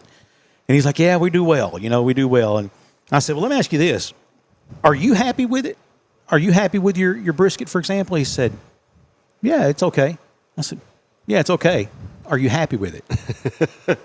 He was like, what are you getting to? I said, let me send you some rub and try it out. And because there was something I picked up in the bark on his chili, on his brisket, that I couldn't quite put my finger on. Yeah. He shared it with me later, and it was like, But so I made up a batch of rub, and I take him a quart jar of it. And within a few days, he calls me. He's like, hey, man, I'll buy as much of it as you can. I said, man, you can't afford to buy this. I said, it wouldn't be profitable. Said it wouldn't. There's no way. And he's like, I mean, what are we talking about? And I said, that quart jar I brought you, I probably have $32, $36 in it. He's like, oh. And I was like, right. I said, what did that do? And he said, no, it did, I think 11 briskets. And I was like, okay, well, just figure that out. I mean, because I'd have to charge you $50 minimum. Yeah. And, per quart. Per quart. And I said, so. About 50 cents a brisket just in rub.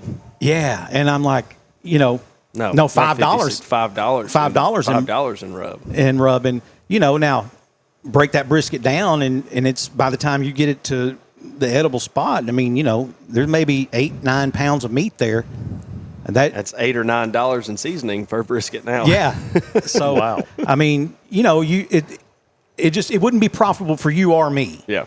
And this is a championship rub. That's what I told him. I said, not a restaurant. I said, this is a competition rub. This is not everyday run of the mill restaurant rub. And so a year later, I'm back down there for a family reunion, and he's like, hey man, you got a minute? I was like, yeah. And he pulls this little notepad out of his pocket, and he was like, this is my rub. And I'm looking at it. Well, the first thing I noticed, he had cilantro. And I'm like, dude, get that cilantro out of there. Why? That's I don't know. That doesn't fit. Place where the people he bought it from said that was their rub. Okay. And, people wanted to taste the way it tasted. I got you. But he told me that when, they used my rub, he's like, man, people went crazy. They were like, hey, make one like you did the other day. Man, that was just something we were trying out in the rub. Well, it was good. You need to do that. So I said, man, I'll help you. We'll come up with a rub that's cost effective for you, but get that damn cilantro out of there. Yeah. So I had cilantro and jalapeno powder. And I'm like, that's not barbecue based. No. Now, if you're making barbacoa, if you're using cheek meat, I can see that. Making what? Barbacoa. That's where they use the cheek meat from the cow, but you don't smoke that. That's like you cook that in a pot on top of the stove and serve it as what? Tacos. Yeah. Okay. That's like a birria tacos. Yeah, birria tacos. Okay. That's it.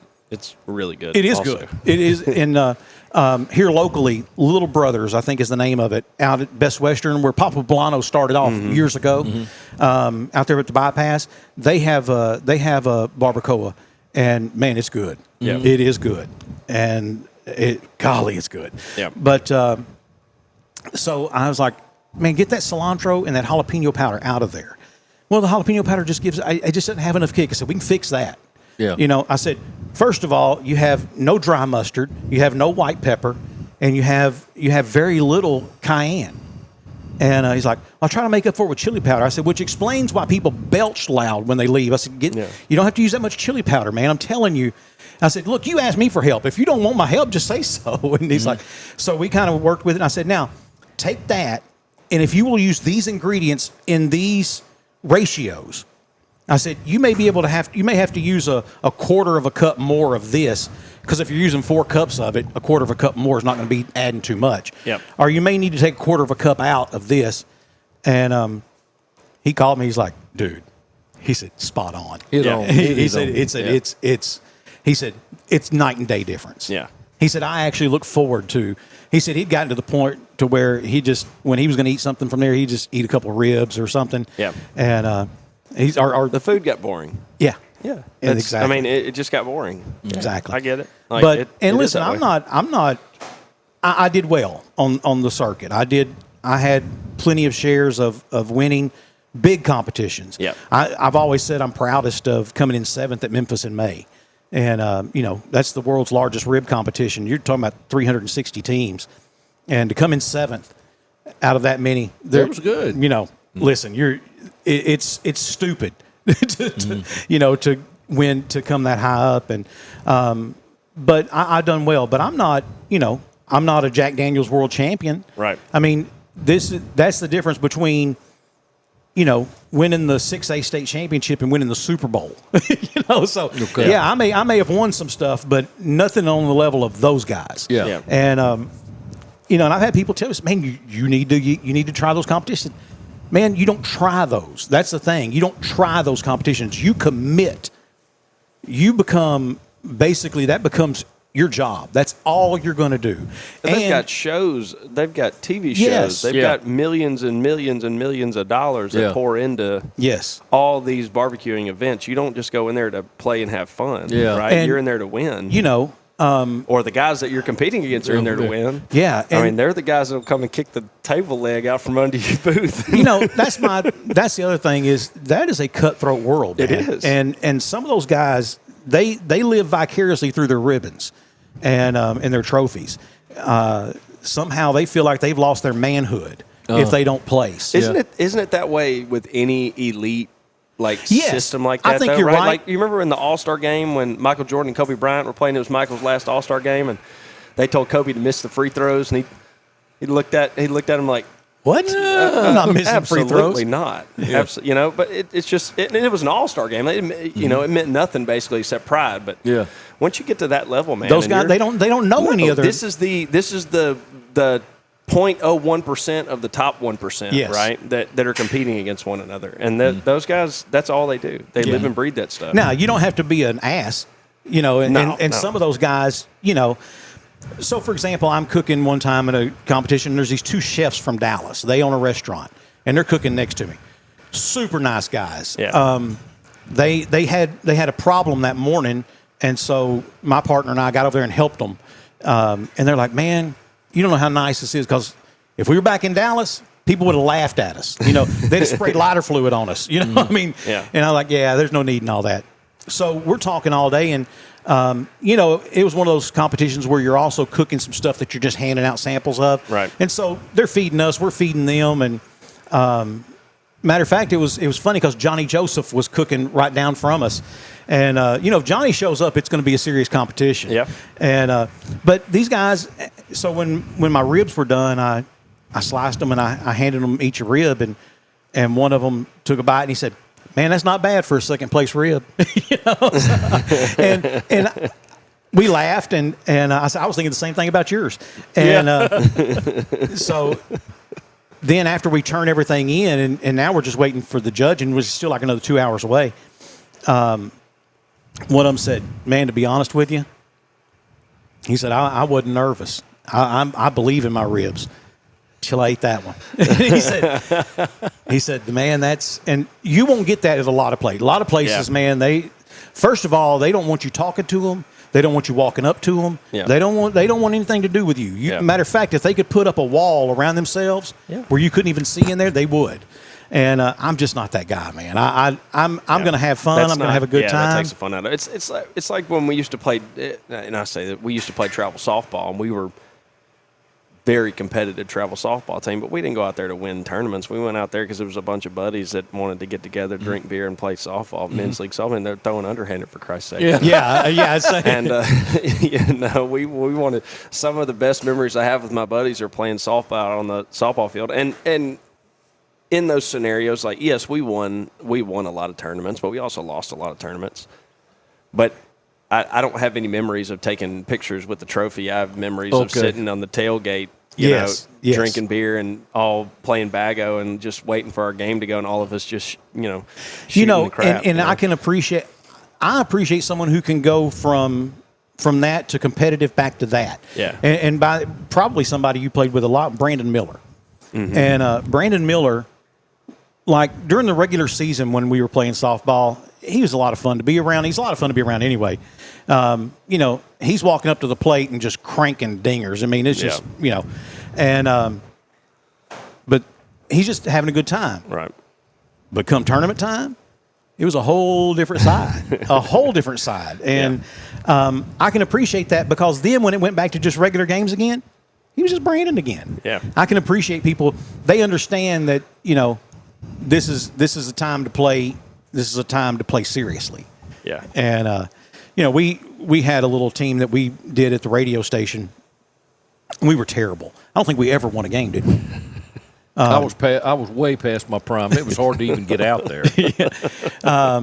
But we had fun. We did it. We raised money for Salvation Army or somebody like that. And we spent more time on our walk-up music than actually practicing. Yes. Yeah. I don't remember us ever having a practice. No, we didn't. But the first time we played Bayou Bistro. Yeah. And rest in peace. And they absolutely destroyed us. Mm-hmm. Oh, but I don't remember it that way. I remember it as a fun game. Yeah. The next time we played, those guys took it a lot more seriously than we did. And we played Reliable Insurance, and they beat the brakes off of us at the first game. And then there was a guy, he said, I'll give another $500 to whomever our charity, I think it was Salvation Army, if you guys will play us the second game. I'm like, who's in? Well, everybody said they're in, so we're going to stay. We'd already sent Casey Wright down to Haynesville to get us some margaritas and daiquiris. And not thinking about the fact he took an underage employee with him. But anyway, Corky. Oh, heavens. They didn't get back for a little while. I'm like, dude, when they finally walked up, I was like, listen, you got a 16-year-old girl with you on an out-of-state liquor run. Can you say prison? So we play that game, and then one of them steroid freak monsters broke my arm. And, jammed it right back at him. We were tired. No, I was playing shortstop. Or third. I was third. Third. Yeah. And because you pitched when we played the. Never did. Okay. Never did. Steve Harold most of the time did the pitching. But Steve's pitching. Somehow I remember it. And it's a second game, man. I'm 39 years old at that time. I'm like, I'm tired. Yeah. So we got up and did a morning show that morning. We were at the radio station at 5 o'clock this morning. And anyway, they hit a ball and it gets past me. And Steve Harrell's like, dude. I'm like, okay, yeah, E5. Yeah. E5. Turn around. Put it in the books. Turn around, pitch the ball, man. There's no errors in softball. Right. And I'm like, turn around, pitch. You don't worry about what happens over here. Next guy comes up, cranks it right at me, and I missed it. Yeah. And Steve's like, and I'm like, dude, if you were playing any position but pitcher, I would switch with you right now. But you worry, there won't be another one get past me. And so, man, I dig in. You're probably playing shortstop, aren't you? Mm-mm. You weren't? I was at first base. Oh, well, next guy comes up, man, and I mean, this dude looks like a professional wrestler. He cranks it. He hits it so hard on the line that the ball it does one of these, and it's got that power fade on it. Put a little draw on it. Yeah, I'm tracking over here towards shortstop, and I go to throw my glove open, and about then it it comes back this way, and I flip my glove back, and it hits me in my forearm right there and broke it. And matter of fact, the hit was so loud, this guy stopped running to first. I picked the ball up and threw it to first. And I think that was the third out. And we're in the dugout, and everybody's like, man, you okay? Yeah, I'm fine. It hurts. Don't get me wrong. It hurts, but, yeah, I'm fine. Yeah. And then I leaned over and said, hey, Boomer. Got to go to the hospital. Can you carry me to the emergency room? He's like, really? I said, yeah. I said, I think it's broke. And he's like, okay. And it was. And so he gets me to the emergency room, and, we had the guy who takes my calls from Verizon, who was the doctor. Your hand should not be blue. And I was like, yeah. Here we are. This should not be broken here. But we're in an emergency room. Did you figure that out yourself? Hot Mesh or whatever your name was? And Steve from Verizon. Yes, my name is Steve. And so I was like, hey, and I'm not. I don't like pills. I'm not a pill taker. I certainly don't like pain pills. But I'm like, we got to do something. Yeah. So he says, give me a shot of that vitamin C, and I'll get back onto the field. Tells the nurse something, and she comes in and she gives me a shot. And I was like, what was that you gave me? She said, Demerol. Okay. And so, man, I'm doing pretty good, and they come in. They're going to do the X-ray in the ER. They're going to wheel me down there. They bring the machine. And that lady takes my arm and does like that, and I'm like, holy hell, what in the world? And I went to screaming. And now I feel like I'm going to climb the walls. It's hurting. And the doctor comes back. She doesn't want to look at it this way. She wants to look at it this way. The doctor comes back. He says, you should not be in this much pain. And I was like, yeah. Once again, Steve. So they gave me a second shot of Demerol. And I didn't know it until a couple days later because I lost the entire next day. So that night I go home. I wake up, in my estimation, the next morning on the couch, and I pick my phone up and I call my dad. And I was like, hey, man. He's like, hey, how are you? I said, I'm all right. I said, broke my arm last night playing softball. He said, night before last? I said, no, it was last night. He's like, well, you called me yesterday and told me you broke it the night before that. Daddy, what day is today? He said, Thursday. I said, where did Wednesday go? I have no recollection whatsoever. Zero. I walked outside. I had a Tahoe. The lift gate's still up. I don't have any idea. No clue. I lost an entire day. And, yeah, Daddy was like, yeah, you called me yesterday and told me. And, yeah, man. Golly, okay. Yeah. But they said all over softball. It'd been fine if it broke this way. The problem was it broke this way. Yeah. And so there's not a cast for that. If it breaks this way, they can put a brace and a cast. You just put it in a sling. Yeah. And try to immobilize as much as possible. So I don't know. A week or two later, I go see my primary care physician, Robert Watson, who says, man, quit being a baby. I was like, what are you talking about? He didn't say baby. No, he did not say baby. What are you talking about, Robert? And he's like, dude, I've seen worse on people's eye. I'm like, okay, I will punch you with this other hand, Robert Watson. I'm not scared of you at all. And you can't swing that high, though. I hit him in the gut or lower. And he's like, no, man, really. He said, you know what's going to help that? He said, it's going to hurt like hell. Start using it. And I was like, ooh. And he's like, yeah, start using it. I left that day from his office, and I drove to Texas. And instead of driving, I started using it. And he was right. By the time I got there, man, I'm in tears. But within a couple of days, it was fine. So you call that a lateral break, or maybe I don't remember what they called it. My nurse isn't here to ask.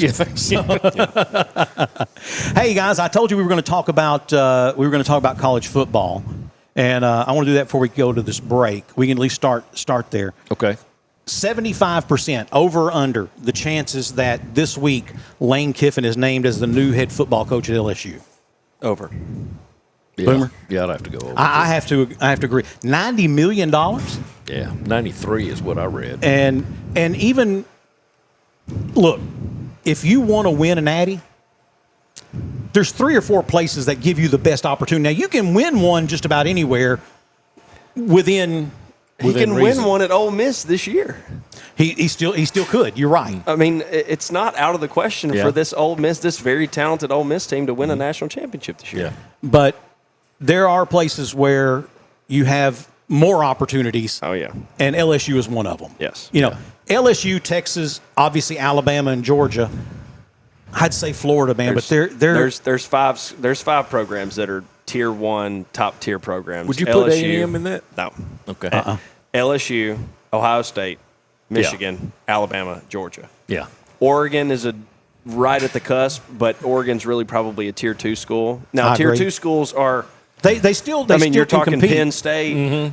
You know, Oregon, Indiana, Texas A&M, Indiana in this case. No, but I wouldn't even. I mean, this year, this year, but like Indiana historically, absolutely not. These guys. I mean, these are still. Florida would be a tier 2 school. Tennessee would be a tier 2 school, right? Yeah. Like, so there's still that outside 5 chance. tier 1 schools. And see, you know, us that are south of the But sweet see, I would tea line. put Texas in those tier 1 schools, even though they're not going to make the playoffs this year. Any given year. That's why it's so funny to hear them say Texas is back.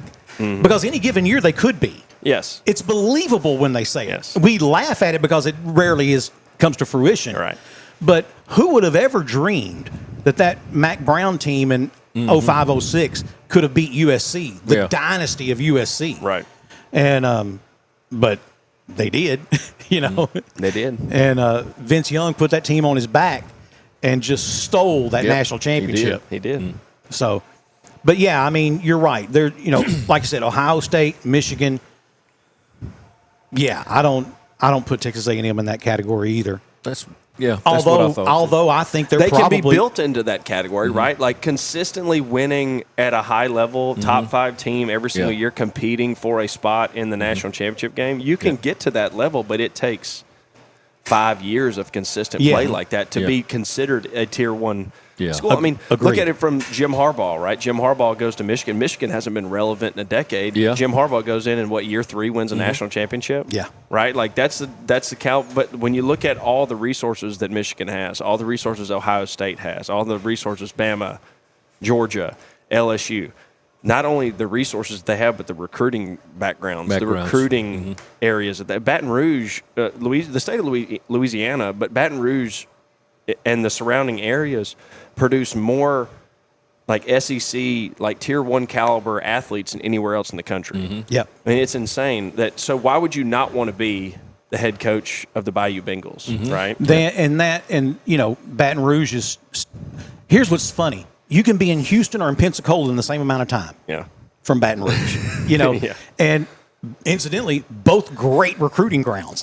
One of my favorite quotes, and Trey Biddy had this quote the other day. He said, "Man, every time I go into Baton Rouge, everybody just seems dusty, like they just got out of the oil field and they're just all dusty." You know, like, well, that's that Cajun skin. He said it's like everybody just looks dusty. I'm like, that is the most. It's not untrue, but it was just the way that he described everybody in Baton Rouge. He's like, they're salt of the earth people, and they have some of the best food in the world. He's also a Northwestern elitist. Yeah, Northwestern Arkansas elitist. Yeah, and you know, which to me is the problem with Arkansas football. Yes. You know, we talk about Arkansas fans just have this unrealistic expectation. Yeah. I don't know where it comes from because it's not in their lifetime. You know, unless you're Boomer's age. Yeah, you don't remember the last time. You don't remember the last time Arkansas won a national championship. Right. You've heard stories about it. Yeah. You might have seen an old YouTube clip of it. Yep. But you don't remember it. Yeah. And you know, I think the closest you can come to remembering greatness maybe was when Scott Reed and Lou Holtz went down to Miami and to the Orange Bowl and beat Oklahoma. You know, that maybe. Yeah. But here's how far you got to go back. The whole team was white. Here's how far you got to go back. Yeah, what was that, 77? 78?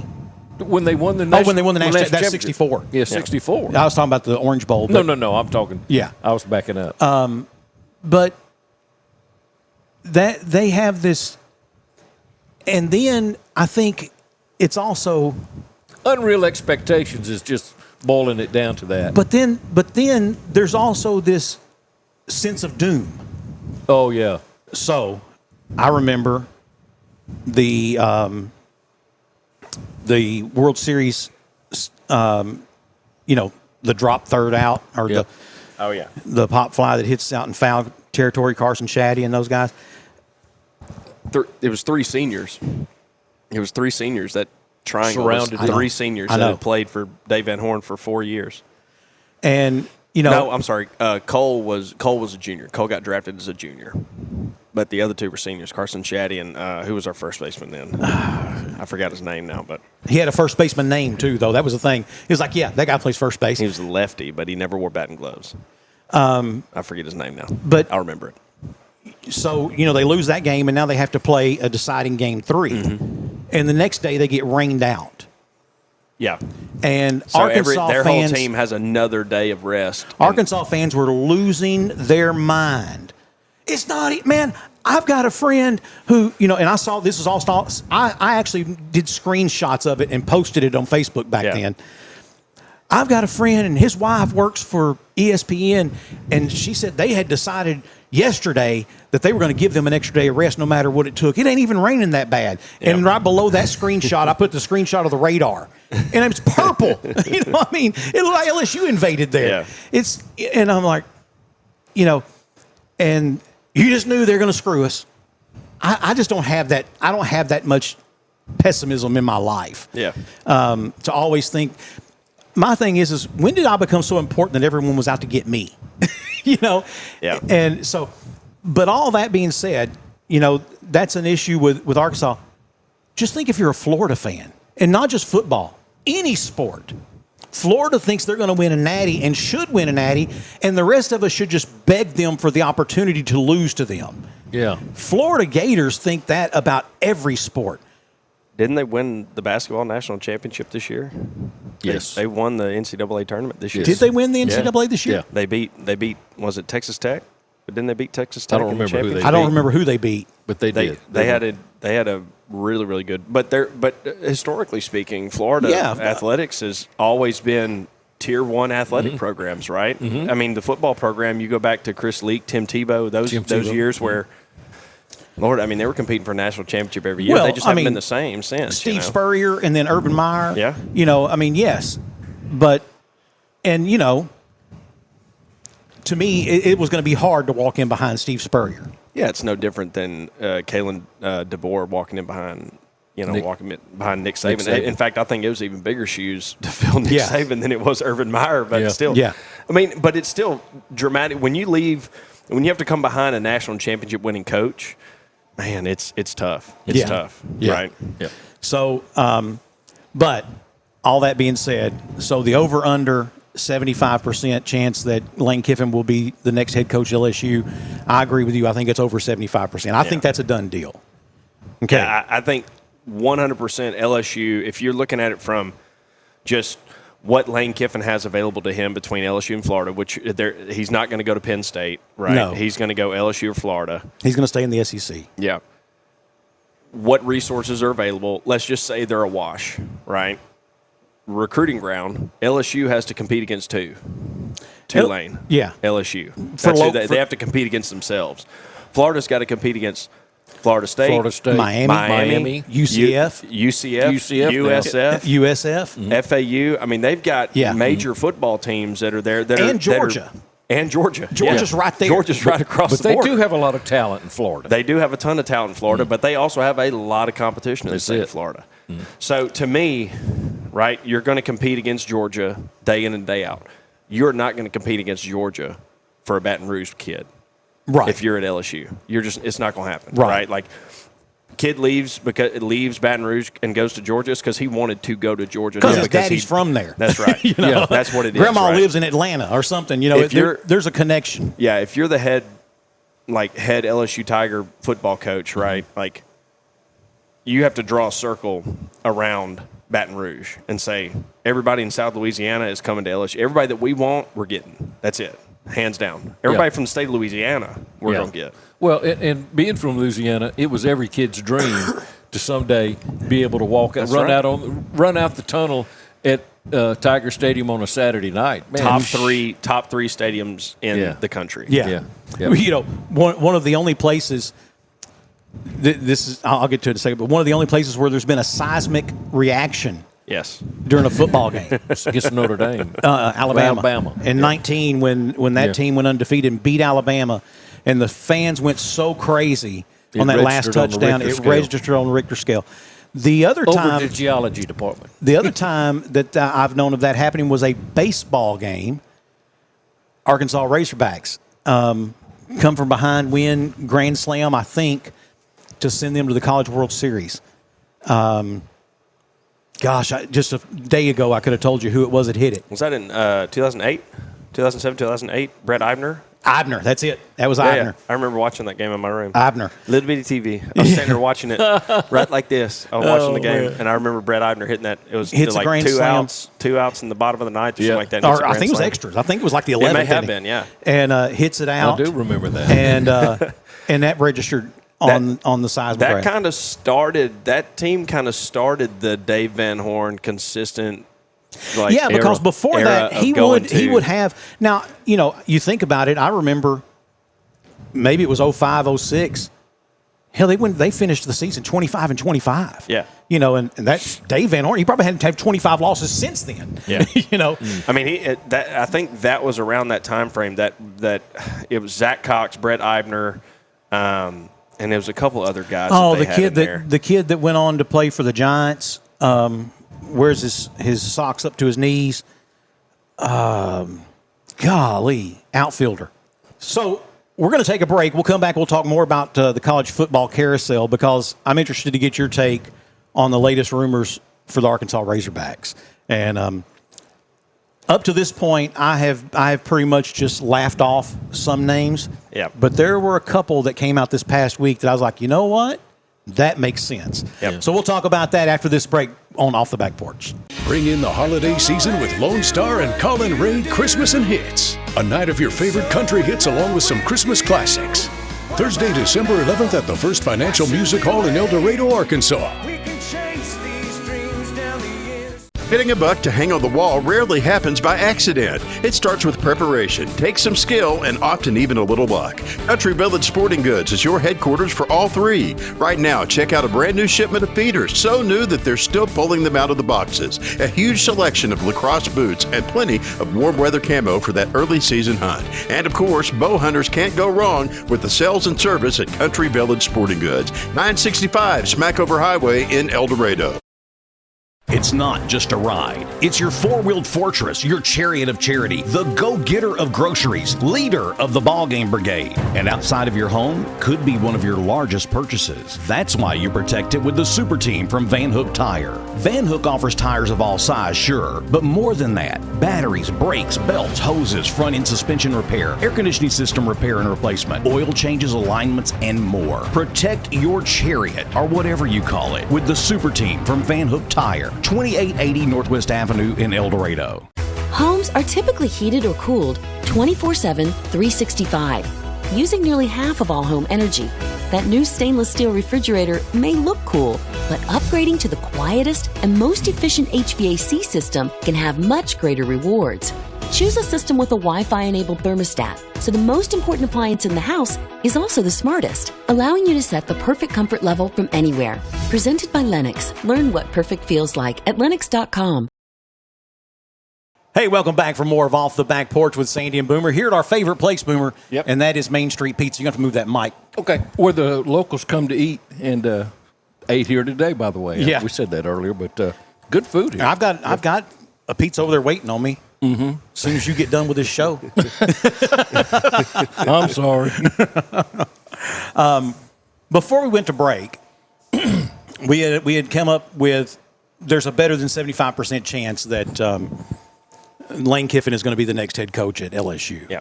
And I think that's the best hire for LSU, to be honest with you. I don't know who else is out there that you could go get. Sark says I think if Sark goes anywhere, he's going to the NFL, which I think is a mistake.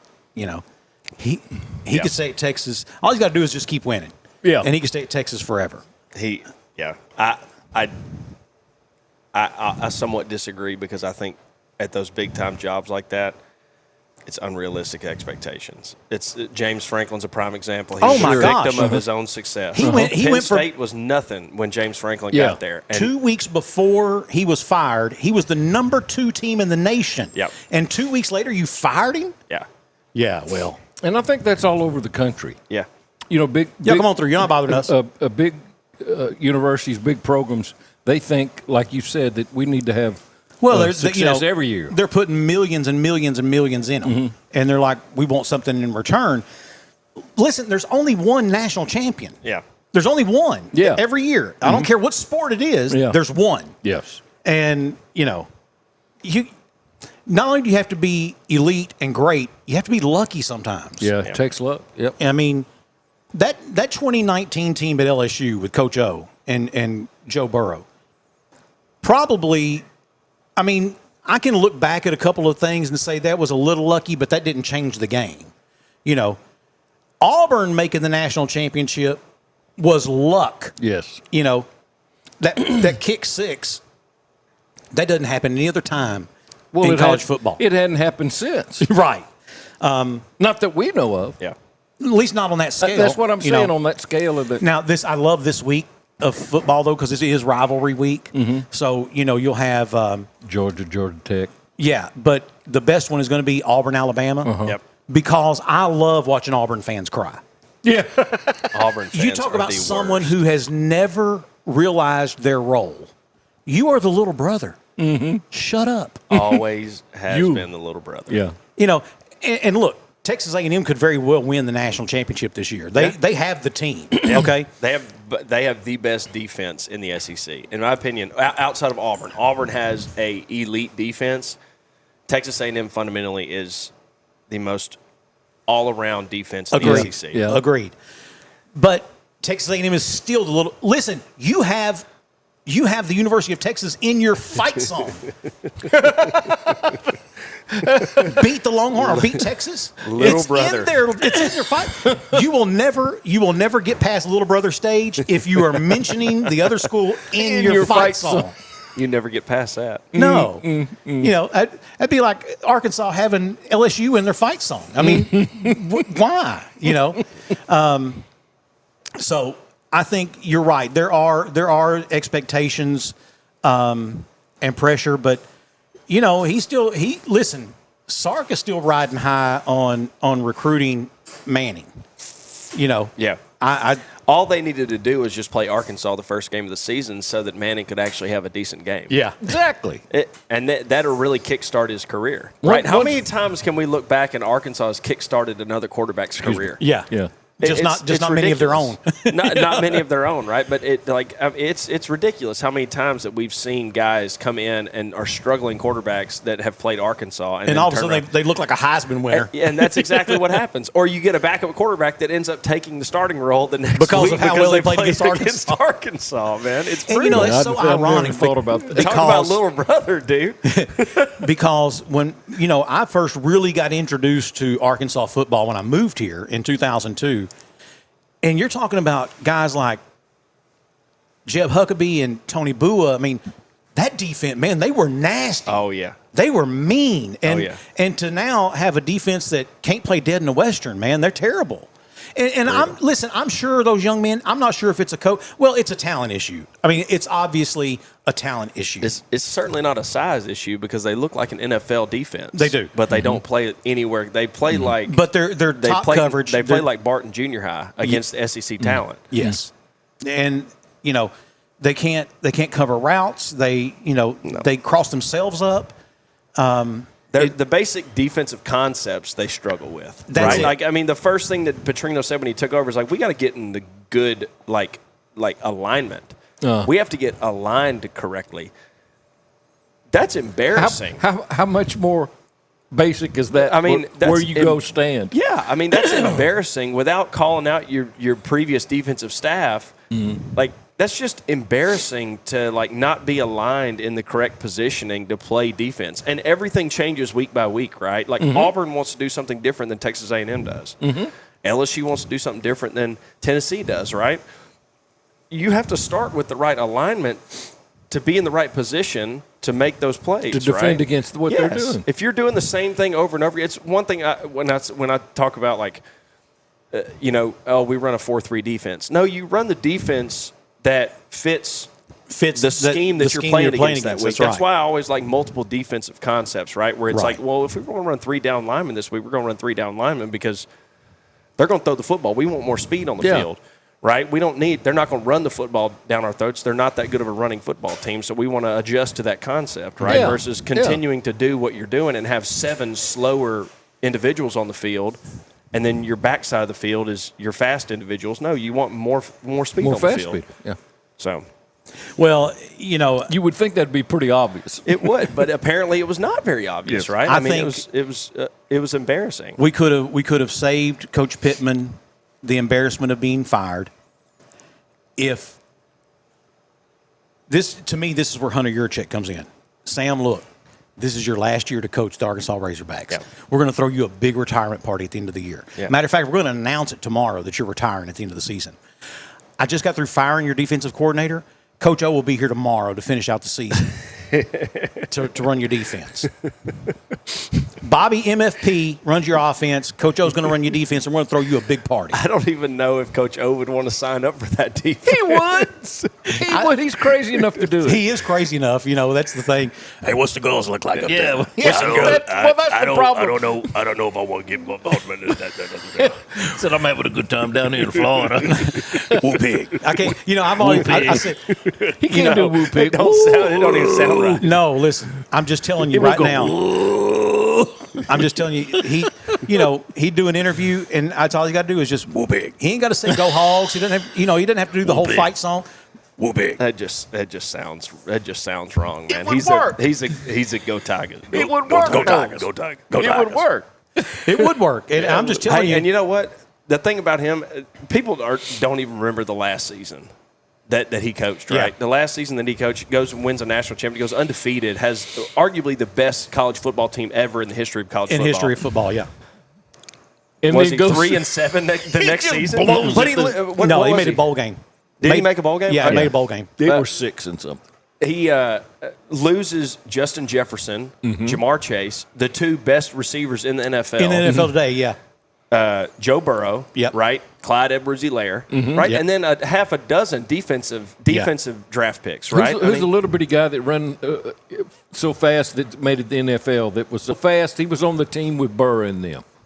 Anyway, I can't remember his name. I can't remember his name. You know what I'm talking about? Yeah, I know who you're talking about. And that guy left. I mean, he graduated out. He was drafted. They built a. His team was dismantled. Now, I did go to a game in 2020, the year after they won, and watched them beat South Carolina in LSU at Baton Rouge. It was COVID, so they wouldn't let a lot of people in the stadium, but it was still a Saturday night in Death Valley. It was still a Saturday night in Death Valley, brother. Let me tell you, it's still something. Yeah. They weren't letting them in the stadium, but that didn't stop them from tailgating. Yeah. Oh, we know we can't go in. We got this etouffee. Etouffee, Mama said, going to be ready here shortly. They said you can smell the bourbon on the field on Saturday night at LSU Stadium. Yeah. I've actually been to high school games in that stadium where alcohol was served at high school games. I promise you. Louisiana's different. Bro. It is different. It's a whole different country. It is.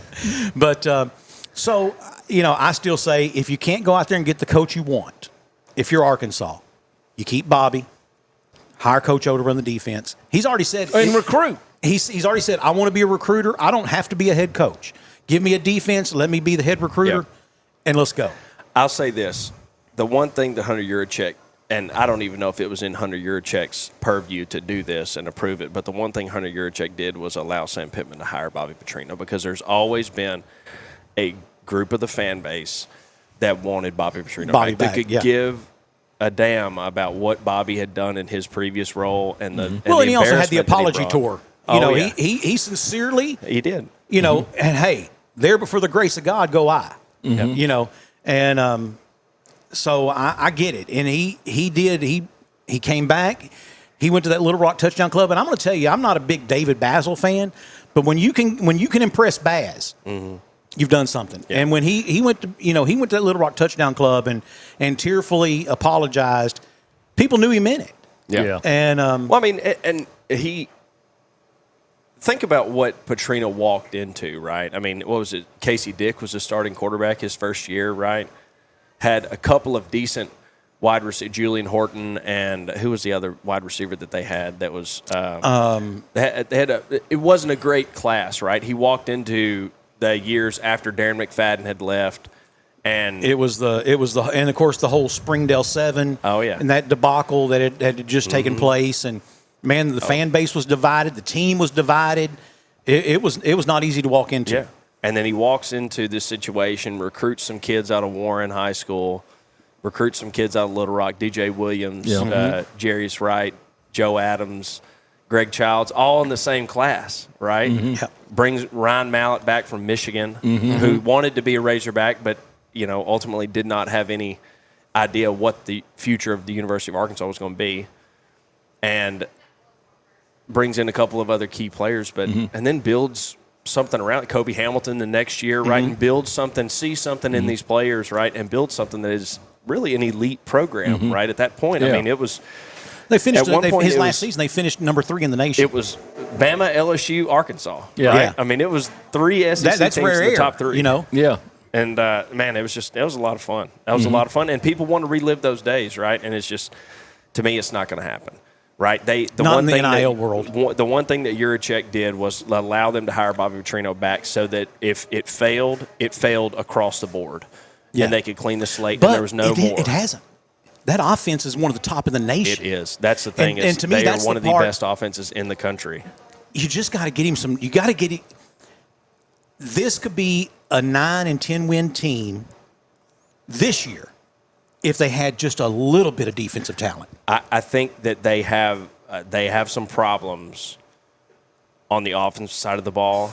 They do. That I really have concerns about. Taylon Green is one of those quarterbacks that he gives the ball away too many times. He makes so many crucial mistakes. He is an elite athlete, but he's not that great of a quarterback. I agree. He makes very bad and very poor decisions, and people can look at it and go, he's leading the SEC in offensive category and all these different things. He's also leading in interceptions. He's leading in interceptions. He's leading in turnovers. He's making terrible decisions, terrible reads, and you can see it time and time again. It's when you make those decisions. Yes. That's the thing.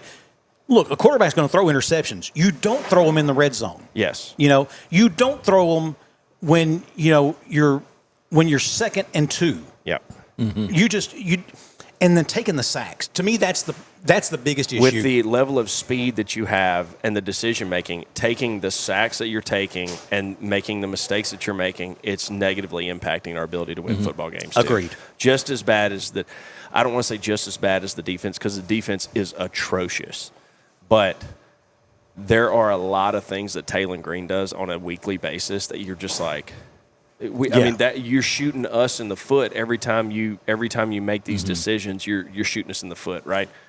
On the flip side of that, I've always been a KJ Jackson fan. Ever since I've watched KJ Jackson, he is a pure dual threat pocket passer, can run the football quarterback. He looks smooth when he throws the football. He makes good reads. He'll move from this read to that read to that read, and then he tucks it and goes, right? He three touchdowns this past Saturday against Texas. I mean, in the second half, right? And it was a close ball game at that point, right? I mean, they're still playing their number 1 defense. He actually outperformed Taylon Green statistically in the football game. He did. And played the same amount of minutes, really. I mean, and didn't really make any bonehead mistakes. Against Texas. This is an elite defense. This is not a tier 3 defense. Is it Mississippi State? No, this is a. I mean, that defense probably got $5, $6, $7 million put into it. I mean, it's an elite defense. Yeah. Agreed. So, to me, I'm a KJ Jackson fan. I want to see more of him throw the football and more of him play the football, like play and lead the offense, because it's just the Taylon Green like facade is kind of worn off on me. I'm tired of seeing the mistakes and costing us football games, and a lot of it could be led to the defense, right? But let's say that the defense was halfway decent. How many opportunities have we had that we've shot ourselves in the foot because the offense has made poor decisions? Our quarterback has made poor decisions in those situations. 2 times in the first half last week.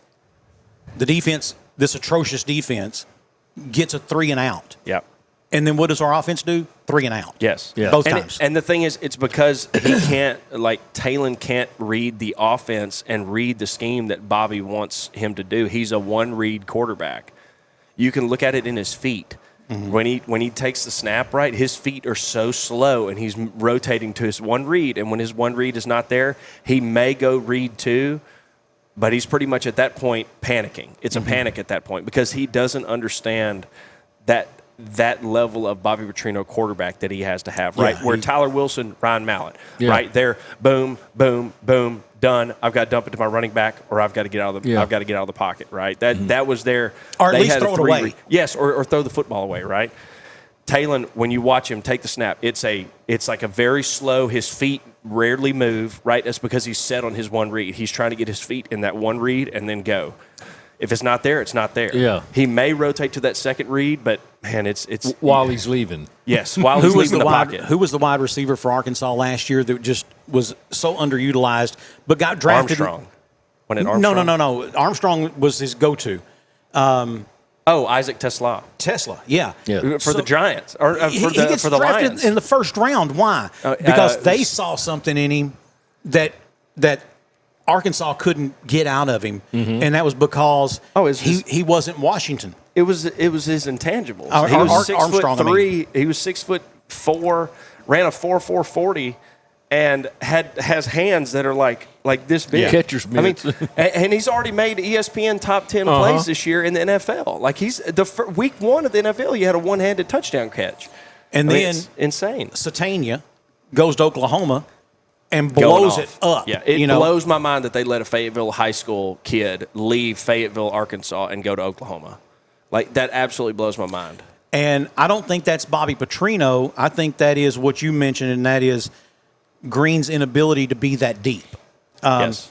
I think a lot of those wide receivers. Let's back up for a minute. How does KJ Jefferson go from being talked about in the Heisman hunt to being a dismal failure for Malzahn down in Florida? Mm-hmm. And, I mean, now, I have friends inside the system who tell me that he would never practice with the receivers. He was too busy counting his NIL money, reading press clippings about himself. I don't know if that's true or not. I was told that. I've heard very similar. But what he showed on the field certainly looked that way. Yeah. And, of course, that dismal experiment with the offensive coordinator before Bobby, that was... The reset. What was his name? The guy who was the offensive coordinator for Brett Bielema came back and was offensive coordinator again for Sam Pittman. And I can't remember what his name is. I can see his face. No, it was... I'm like you. I can see his face. Oh, I can see his face, too. Anyway, I had friends who told me, said, look, that guy's not an idiot. He designs a great offense. Mm-hmm. The problem is you've got a quarterback who can only remember about 5 plays. Right. And so that the mental acuity. You could tell with KJ because he let his body go, right? Like he came back and he had gained like 20 pounds. And not 20 pounds of muscle. No. You could tell from that he was not taking it seriously. You could tell that he was not concerned about. He got his bag of money in NIL. Yeah. And that he was just playing football, right? Yeah. Like that's he wanted to be the athlete that he was. And the thing was, he was an amazing God-given athlete. Yeah. Right? Like he was fantastic, even when he was slow, even when he was 260 pounds. Mm-hmm. But man, he did not take it seriously, and you could tell that mentally he was not there. Yeah. And again, I wonder about his mental acuity, his ability mentally, because it certainly didn't look like it was working. On the field. And I think that may be what KJ Jackson is, or being a redshirt freshman, what he's kind of dealing with now is still getting fully engulfed in that playbook that Talon has had more time in. Mm-hmm. Again, Talon hasn't even been here in 2 years, right? Like he's been here a year and 11 months or something like that. Like 2 years will be in December. This is it, though. And he's a senior. He's a senior, right? And so KJ Jackson... Every chance, I mean, there were balls that he's thrown in games that were like touch passes over the linebacker, under the safety. Yeah. That you're just like, you can't teach that, guys. That is years and years of experience. That exactly. People, like guys like Talon, it's either throw it a bullet deep or throw it throw a bullet on the line at 15-yard dig route, right? I mean, that's what he doesn't have that touch, right? Like it's a completely different aspect of playing quarterback. And when you have a quarterback that can make those types of throws, your offense actually runs better. He may be slower than Talon. He may not have the scramble ability that Talon does. But he can put the ball in there. Yes, you can run the offense. The ball goes out to the receivers more frequently now because you're going boom and going versus snapping it, one read, it's not there, scramble around, panic, and then I throw it to another guy on the opposite side of the field, which I shouldn't even been looking at this side of the field. Right. Yeah. You know, those are the panic plays that really just set Talon back. Well, you know, it was like one of the criticisms of Peyton Manning, especially towards the end of his career, said, well, he just can't move. He didn't have to. No, he didn't. He's Peyton freaking Manning. Yeah. You know, he could put the ball wherever he wanted to put it. You know, talking about that touch pass. So, in my mind, in my estimation, one of the best quarterbacks El Dorado had ever had been John Thomas Shepard. Yep. And Shep goes on to go to Rice and plays football there. He comes home, he's working out, and I happened to go by the stadium one day and see him, and then freshman, maybe sophomore, I think he was a freshman, Taylor Reed, working out together. And I asked him later, I said, Shep, how's Reed? He said, I'm going to tell you this. You can put a $20 bill anywhere on the field, and he can hit it with the nose of the football. Yeah. And he's like, Sandy, you don't teach that. Yeah. He said, that's ability. That's just God-given talent. Yeah. And that kind of touch, to be able just to drop it in there just like, man, that's him. He can do that. Yeah. And he said, there are guys who save that could be in the NFL. But they never had that ability. Well, you know, like that's what you're talking about, the difference between Green and Jackson is evidently Jackson does have that ability. Yeah. And it makes all the difference in the world, especially when you're playing SEC safeties and defensive backs. Yeah.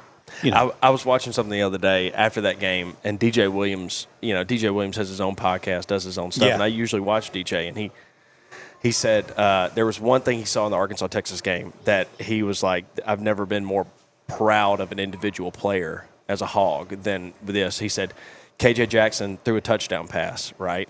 Comes off the sideline. Well, they have that belt that they give all the offensive players. Yeah. KJ said, no, get that away from me. I'm going back over to the offense. We're going to sit down.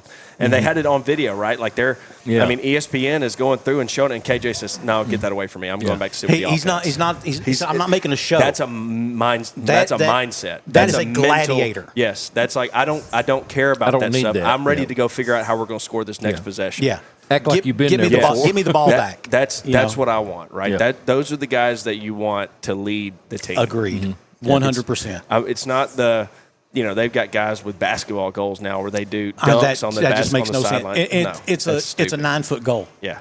Or it's an 8-foot goal. Yeah. Whatever. Half the time they just hold the goal up and somebody jumps up and dunks it. Like it's just a toy Nerf goal. Like it's dumb. Why? Whatever. They're kids. Yeah. They need some leadership. Then, at some point, you know what? Give them a Nintendo. Let them go play Nintendo. Let them play. Let them play some Madden 25 over on the sideline. Look, my biggest concern coming into the offseason now is I don't think there's going to be a mass exodus of players, but there will be a couple of key guys. I think KJ Jackson is one of those guys that potentially could hop to an Oregon, could potentially hop to a Washington, could hop to a Tier 2 program and compete for a starting position very quickly. Yeah, I think it depends on who you hire as a coach. 100%. If you hire an offensive-minded coach that can keep that team intact, I think you're gonna do some. I think they'll be set up to where they can hit the portal pretty quick and get some assets around the quarterback. Yeah. But with KJ Jackson, he's a redshirt. He'll be a redshirt sophomore next year, right? Like he'll have 2 more years in this offense before he's ready to. Hopefully he'll have a chance to play in the NFL. He's got to put on some weight. He's going to beef up a little bit. I think he's got that talent level. He can potentially get to that level where he can play in the NFL. But obviously, there's got to be a lot of things go right. Yeah. You got to be able to be hit by people the size of Ray Lewis. Yes. and live through it. And that's the or avoid being hit by people like Ray Lewis. Right. But I don't care who you are in the NFL. You're eventually going to get hit. Yes, 100%. And so you can't break. I mean, and as of right now, he doesn't have the size to withstand that kind of punishment. So he's going to have to bulk up a little bit. But and you know that's the danger. It was like me as a baseball player. I was a pitcher and a third baseman. Well, as a third baseman and cleanup hitter, my coach wanted me to build as much body strength as possible. But as a pitcher, he wanted me to stay limber. Yeah, and that's a tough thing to balance. You know. Anyway, we got off subject a little bit there. Let's talk about who we think the next head coach at Arkansas is going to be. Interesting rumor this week. Dabo Sweeny. Dabo, here's why I say it makes sense. I'm not saying it's who it's going to be, but it does make sense from this standpoint. Dabo's obviously reading the roost. The sugar's off the lollipop. Yeah. and realizes he's going to survive. They're not going to fire Dabo, not this year. But he knows that he starts off next season on the hot seat. Mm-hmm. It's hard to recruit. It's hard to go sit in Alan Tyson's home and convince him to come play football for him when you may not be there next year. Yeah. You know, so that, and then it's a Calipari type move. You're getting a proven winner. Right. Somebody with a pedigree. Played at Alabama, coached at Alabama, has a couple natties. Yep. And it would excite the fan base, and it would be yet another coup for the Arkansas. I mean, no one was out there saying, man, I wish we could get John Calipari. No one was saying that when we did. So it would be another one of those to where you snatch somebody up that isn't taking a lot of interviews. Yep. I think it makes sense from that standpoint. So 50% above, below or above, Dabo's the next head coach at Arkansas. Below. Yeah, below. I tend to agree. You know, you're either going to get a guy on the way up or a guy on the way down. Yeah. And so you got to decide what you want to do. I agree. The issue that we're going to see is the analogy that we like to make is the John Calipari to Arkansas. Yeah. Arkansas basketball has always been a sleeping giant. Yeah. We are surrounded in northwest Arkansas by Oklahoma City, St. Louis, Kansas City, Little Rock, and Memphis. Those are the biggest basketball hubs in all of college basketball, right? Those 5 cities. Those cities in totality do not produce very, very much football like recruits per capita in those cities, right? They're mainly basketball cities. Mm-hmm. You're not going to see a lot of football recruiting come out of those areas. You may see a couple of guys. Mm-hmm. There will be a couple of guys that will come out of there. There's always a kid in Memphis. Right. There's always a kid in Little Rock. There's always going to be that kid in St. Louis, Kansas City, those areas, right? But for the most part, those are basketball cities. Yeah. If you're looking at it from a football perspective, I think Arkansas, the Hogs are not going to swing the biggest bat in any of this. Mm-mm. And so pulling off a Dabo Sweeny hire would be something I would see somebody like Penn State doing or Florida doing, not Arkansas. Agreed. I think Arkansas is not going to be able to swing that level of stick. That we're just not there. We don't have the funding. We don't have – my understanding right now is that we didn't even get near what we wanted to get to hire a new coach. And part of that is on – as much as we like to say the athletic director directs the athletics, they're a fundraiser. That's what they do. Yeah, that's his job. They're there to shake hands with donors and get funds put into the athletic program. Hey, do you want your name? You want your name on that wall over there? That's exactly what they do, right? Mm-hmm. And I don't know if Hunter Yurachek has done a good job with that or not. I'm not educated enough to know. I agree in that deal, but I will say that how all the stuff has been handled to this point, I think it was a bad decision to fire Sam Pittman the 3rd or 4th game into the season, regardless of how they performed against Notre Dame. I think that Sam Pittman should have fired his defensive staff. Mm-hmm. I think that they should have cleaned house there. I think that Sam should have been put in a better position. I do think that they did treat Sam correctly. I think they gave him almost all of his signing or all of the stuff that they owed him for the end of his contract. Yeah, but it wasn't much. It was $3 million buyout. Yeah, it wasn't very much. But Sam is always going to be a Razorback. He's going to retire to his house in Hot Springs, and he's still going to have that with Razorback. the big hog out. Big Razorback statue on the front yard, right? And you got to give Sam Pittman credit for what he did. He came into a complete debacle. Dumpster fire. Yes, and reset the expectations of what the football program is. Sure. No question about it. They went 9-4 one season. Yeah. Right? Like the seasons before, they was 2-10, 2-10. Like, I mean, it's never been as bad as it was when Sam Pittman came into this fold. Agreed. Nobody wanted this job. It was Sam Pittman or Barry Lunny. Those were the two guys that wanted this job. Well, and that was it. And part of that, now I will say part of that reason, though, is because they fired Bielema before he got in the locker room. Yes. You did not let your coach go into the locker. I can tell you half of the coaches in America said, psst, psst, Arkansas is off my list. No. I'll never coach there. Fired him on the field. And it wasn't even, and this is going to sound terrible. Keep them cards and letters coming. You sent a woman who wasn't the athletic director to fire him in the tunnel and then didn't let him say goodbye to his team. And then she hired the next head coach. Yeah, and we saw how that worked out. Yeah, I mean, and she hired a coach, and I told my father this sitting. I can't remember where we were sitting at. He was like, "Yeah, they hired Chad Morris, a little high flying offense." I said, he had one season where he went 7-6. Everything else has been losing seasons at SMU. Mm-hmm. This is not a hard place to win football games. You're in the heart of Dallas, Texas. Mm-hmm. That's like one of the biggest recruiting hubs in all of football. And at the time, Texas A&M was not very good. Was not consistently a top 10 program, right? Baylor had just gotten the death penalty, right? They were not recruiting at a high level. I mean, TCU was not where they were 5 years ago, or not where they were 3 years ago. Like, you really had kind of all the expectations. And you had an NFL draft pick and Cortland Sutton, who's one of the best wide receivers in the NFL right now. So, ever since they fired Bielema, I don't think they should have fired Bielema from the get-go. Bielema had he had that one season where he had a couple games where it just kind of fell apart at the end. Mm. He lost the locker room. That's what happened to him. He lost the locker room. And when he lost the locker room, he had to go. There was no question. But you got to let the guy go in there and see his team. Right. And you don't embarrass him. Yeah.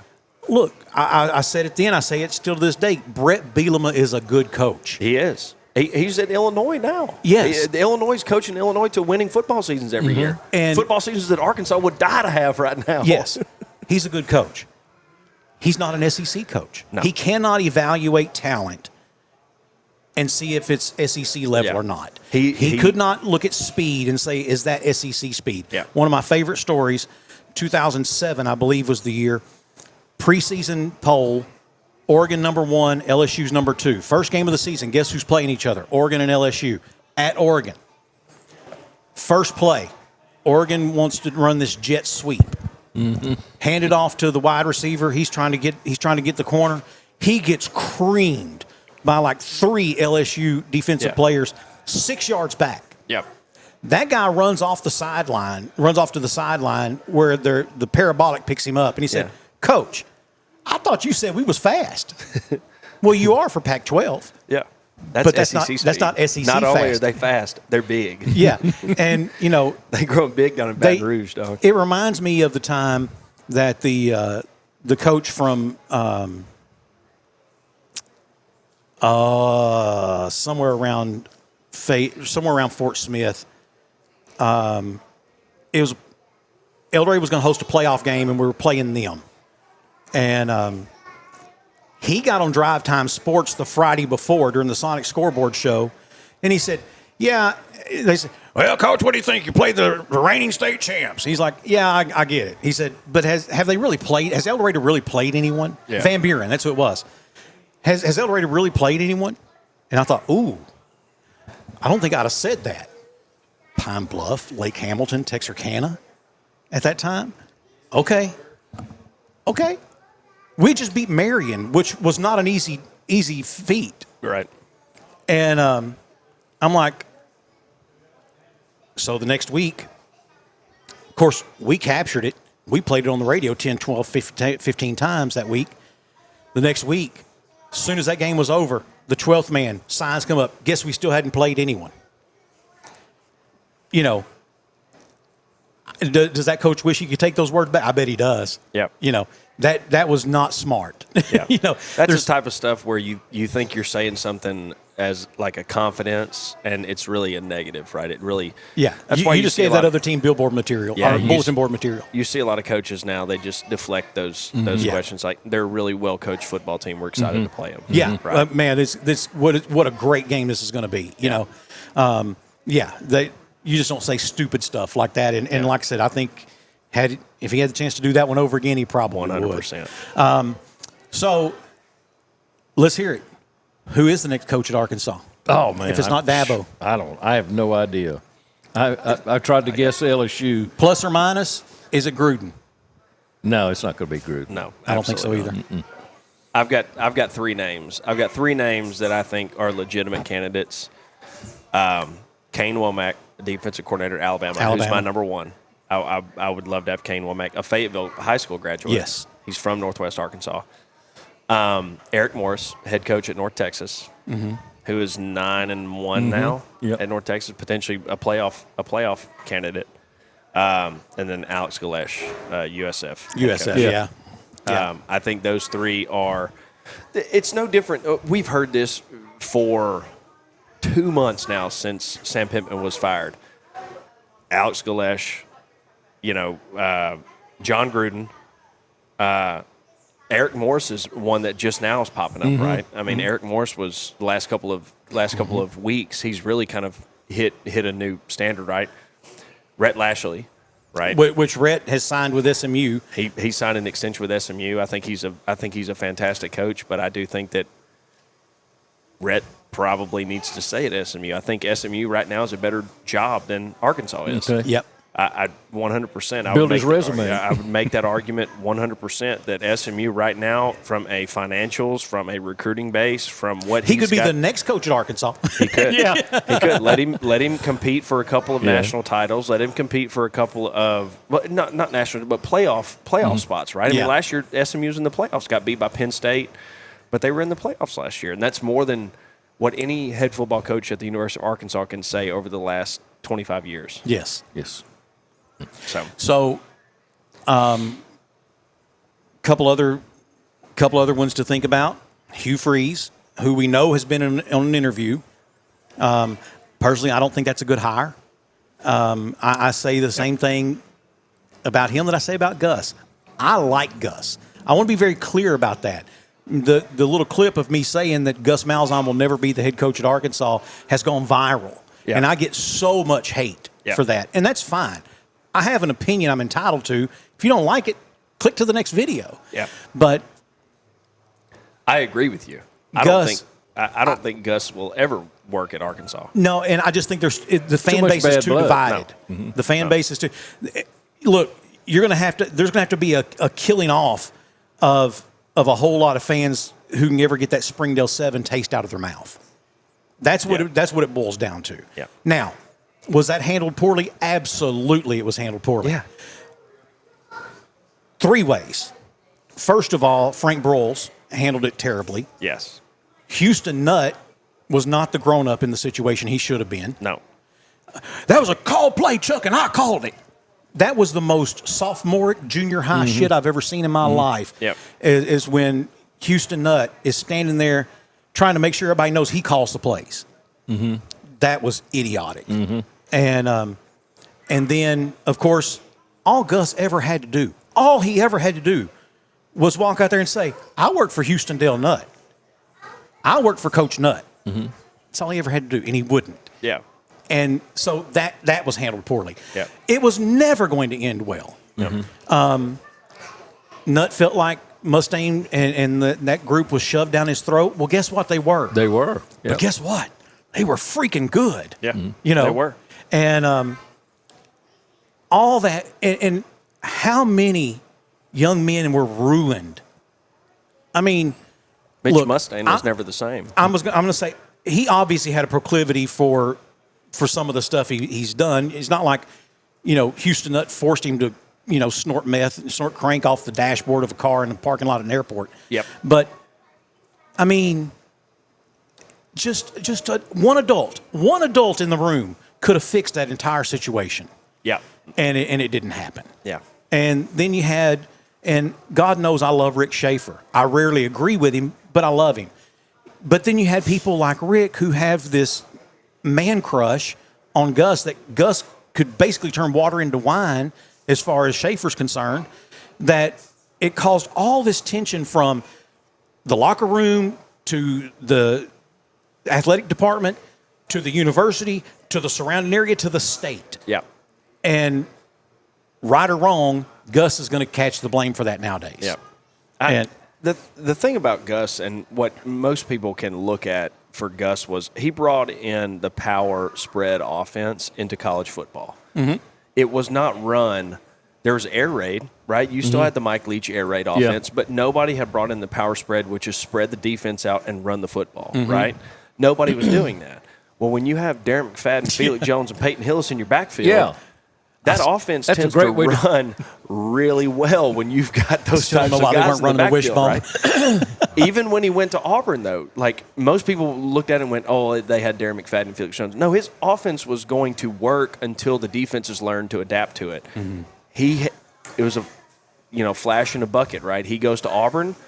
They win a national championship with who? Yeah, Cam Newton. Cam Newton, right? Yeah. I mean, but Cam Newton had a couple of really, really talented players around him that were very, very good. Yeah. And they could run that power spread offense, and they ran it all the way to the national championship. Yeah. Yep. Once he left, though, right, Gus had a couple of seasons. Defenses started getting acclimated to how they needed to play that offense, and Rick realized if he didn't have Cam Newton, they weren't really able to throw the football very well. Gus Malzahn has never been a coach that could throw the football. His offensive scheme has never been throw the football. It's power run because if you ask anyone, they would say, "Oh yeah, man, he's on the spread, throw the football." West Coast, no. Name one quarterback outside of name one quarterback that Gus Malzahn had as a head football coach that was a excellent quarterback that went to the NFL. You can't name one. Don't worry, I'll wait. Can't name one. No, right? you can't. You get Cam Newton, who's recruited by Gene Chizik to come there, and Gus Malzahn to come to the school. And they obviously had a lot of money involved. They paid him well, according to. Yes, he had a very big NIL budget before there was such thing as NIL. Yeah, and. But so did everybody else in the big leagues. Listen. Don't. That's what I said. Don't act like it didn't happen.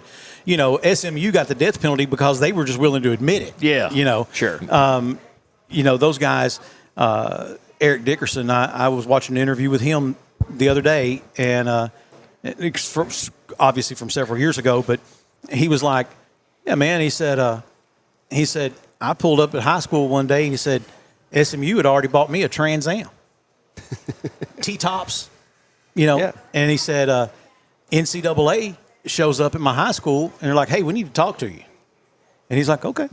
And he said, I just didn't admit a thing. He said, I just sat there like, I don't know.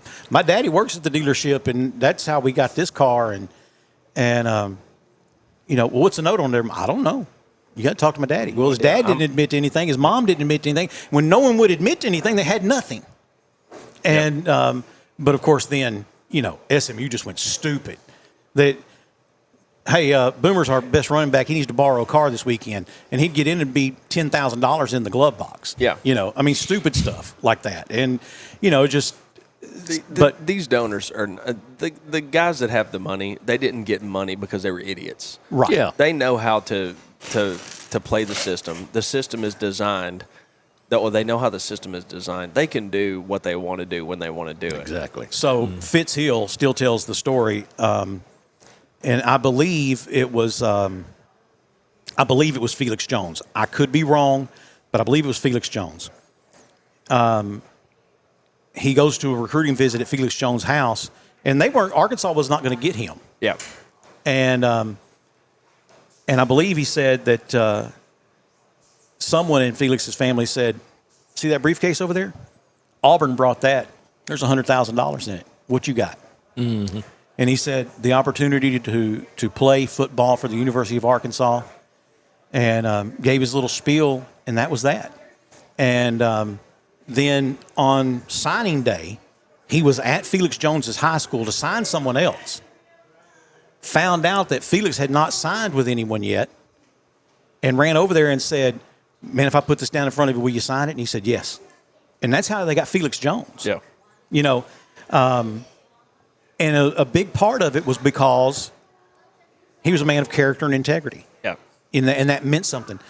But Saban tells you now, he said, listen, we go into recruits' houses and they say, that's all good and fine. How much? How much you paying us? Yeah. How much you paying us? Yeah.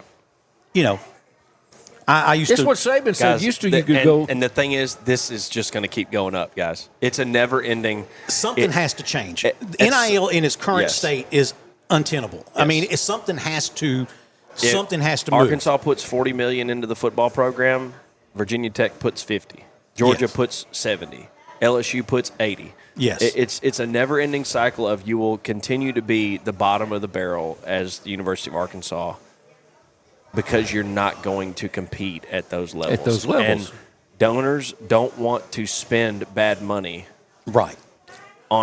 They would rather spend $10 to $15 million on the basketball program, win a national championship in basketball or a national championship in baseball. You know, thank God, the NCAA's come to their senses on baseball scholarships. Yeah, because up until this year, you had 11.3. Yeah, 11.3 scholarships. We're That's going to give you a fifth ridiculous. of a scholarship. A 25-man roster.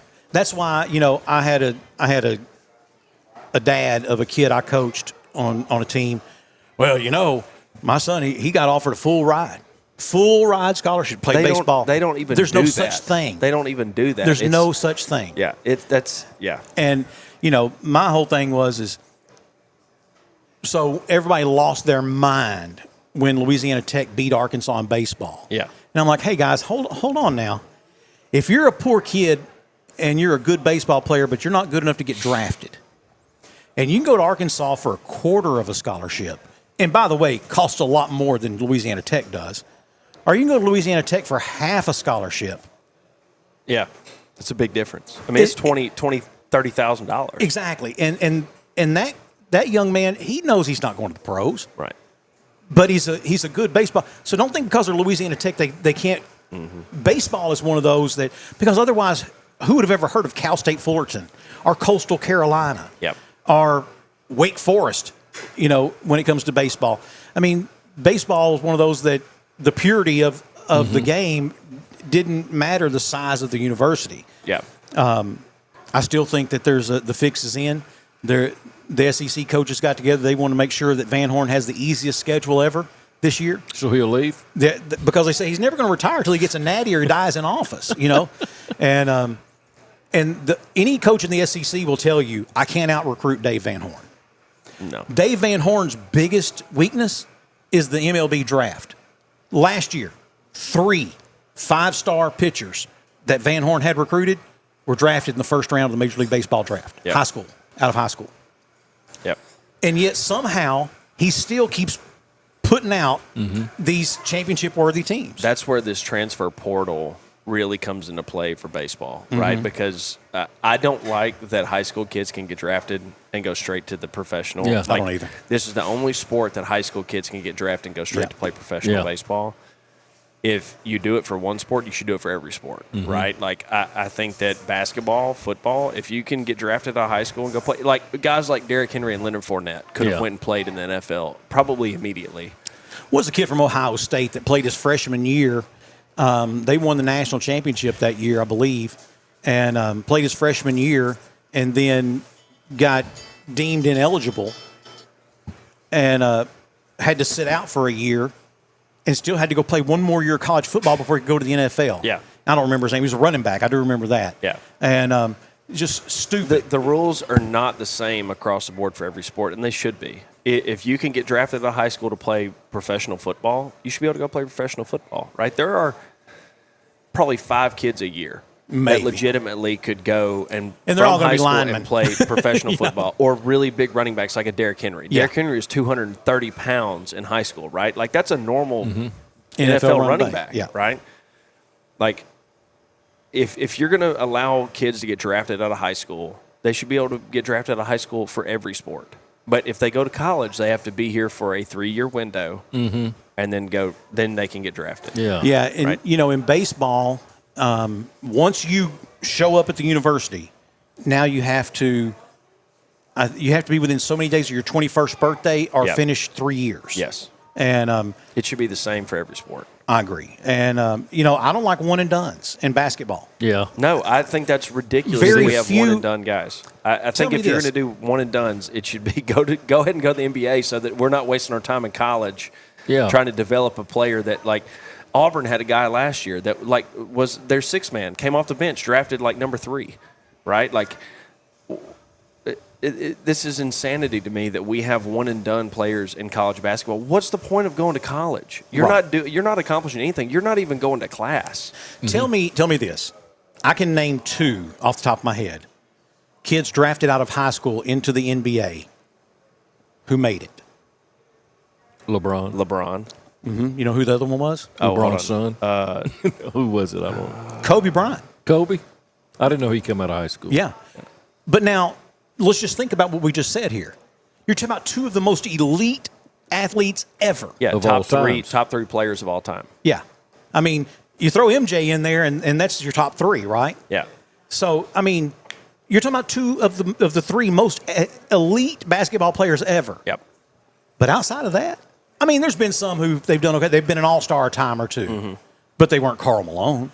They weren't Scottie Pippen. They weren't Charles Barkley. Barkley never won a natty. I mean, never won an NBA championship. But he's a definite Hall of Famer. I mean, so that's just such rare air for those, to go out of high school. And even the same goes with baseball. I mean, man, that's a lot of ball games. That's a lot. And especially now, you take a kid who plays a little rec ball, then they play a little travel ball. I mean, it was nothing for my kid to play 65, 70 games a year. What's the guy, I mean, baseball right now, the guy who gets drafted out of high school that has made it, like, top level elite talent? I can't think Bryce of one. Harper played a year at junior college. Yeah. I mean, that would be the one that I would point to and say, Bryce Harper got drafted at 17 years old. Now, there are also, 200-plus there's a MLB lot. players. Yeah. And then you take all the AAA, AA, single A, Grapefruit League, Arizona League, Texas League, Cactus League. You take all those. I mean, there's a lot in there. But there may be a pitcher out there, a relief pitcher, a setup pitcher somewhere, a closer who was that way. I mean, yeah. But the problem is that Major League Baseball's become so dependent upon that Dominican and South American player. Those kids aren't playing college ball. No, they're going right to the draft. They're going right to the draft. And so it is an unfair advantage to the American player then to force, to make them go to college. Yeah. And then go into the draft. Jose Altuve wouldn't be recruited by SAU. I mean, he's 5'5" on a good day in cleats, But what no one else knew other than that guy out of the Dominican Republic who said for the Astros to draft him, he watched the kid hit bottle tops with a broomstick 300 feet. So we talk about that. Like, we talk about these guys that – so I played with a couple of Dominican and Puerto Rican guys in college. And we talk about these guys like growing up hitting rocks with broomsticks and stuff. But all of these guys come out of like the same 10 academies in Puerto Rico and Dominican. Yes. They all come out of the same like 10 to 15 baseball academies. But they because they were spotted in a dirt field 100%. In Venezuela. They everything is true.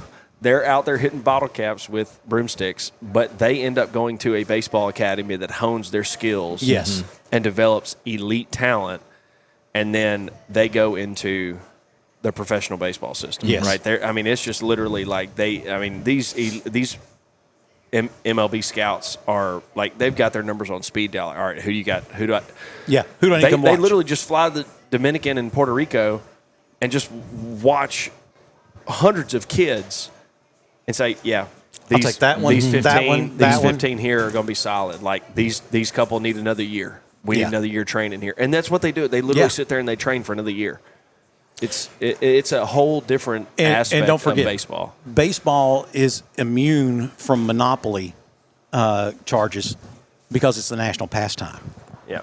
Otherwise, where else would a business like Major League Baseball be allowed to operate in America? Yeah. I mean, we broke up Standard Oil and AT&T because of the way they operated, and it was nothing like what Major League Baseball does. It's brutal. I mean, baseball, the commissioner, I can't remember his name now, Manfred, is that who the commissioner is for baseball? That sounds right. He came out with an edict, if you will, like 2 years ago, and he said one ball. That's his new program called One Ball. He wants everything from T-ball at Parker's Chapel to Major League Baseball at Yankee Stadium played the same way. Where else does the CEO of a company get to say that? You know, Dude, gets to mandate. I agree with him. I do too. But if the CEO of Verizon said, this is how cell phone coverage is going to work for all of America, they would take him to prison. Yeah. You can't do that. Yeah. And that's a monopoly. Yeah, it's a monopoly. Yeah. Just curious, what's the second largest market for baseball in the world? Japan. Yes, Japan. Yeah. Japan, and it's by a wide margin. Yes. Japan is the by far. It's like very close to the U.S. in total viewership in all of baseball. Which is why the Shohei Ohtani trade to the Dodgers was so impactful. They gave him shares of the Dodgers organization because there's so many Japanese viewers that watch the LA Dodgers, and it has grown since. And like all of the guaranteed shares that Shohei got are basically like all the extra viewership that the Dodgers just gained from Japan. Yeah. It's insane. You know, it is funny because years ago the Houston Rockets drafted a kid out of China named Yao Ming. Yeah. And China, who obviously not known for their openness, they run over kids with tanks there. And but they signed a deal with the Rockets, and they pumped every Rockets game into all of China for China to watch. Yeah. And but you got to remember now, Yao Ming, he wasn't the product of a nice, loving family where mom and dad were high school sweethearts and fell in love and wooed each other and then produced this wonderful athlete. No. He grew up in the People's Republic of China. Yeah. His mother was a gold medal winning Olympist.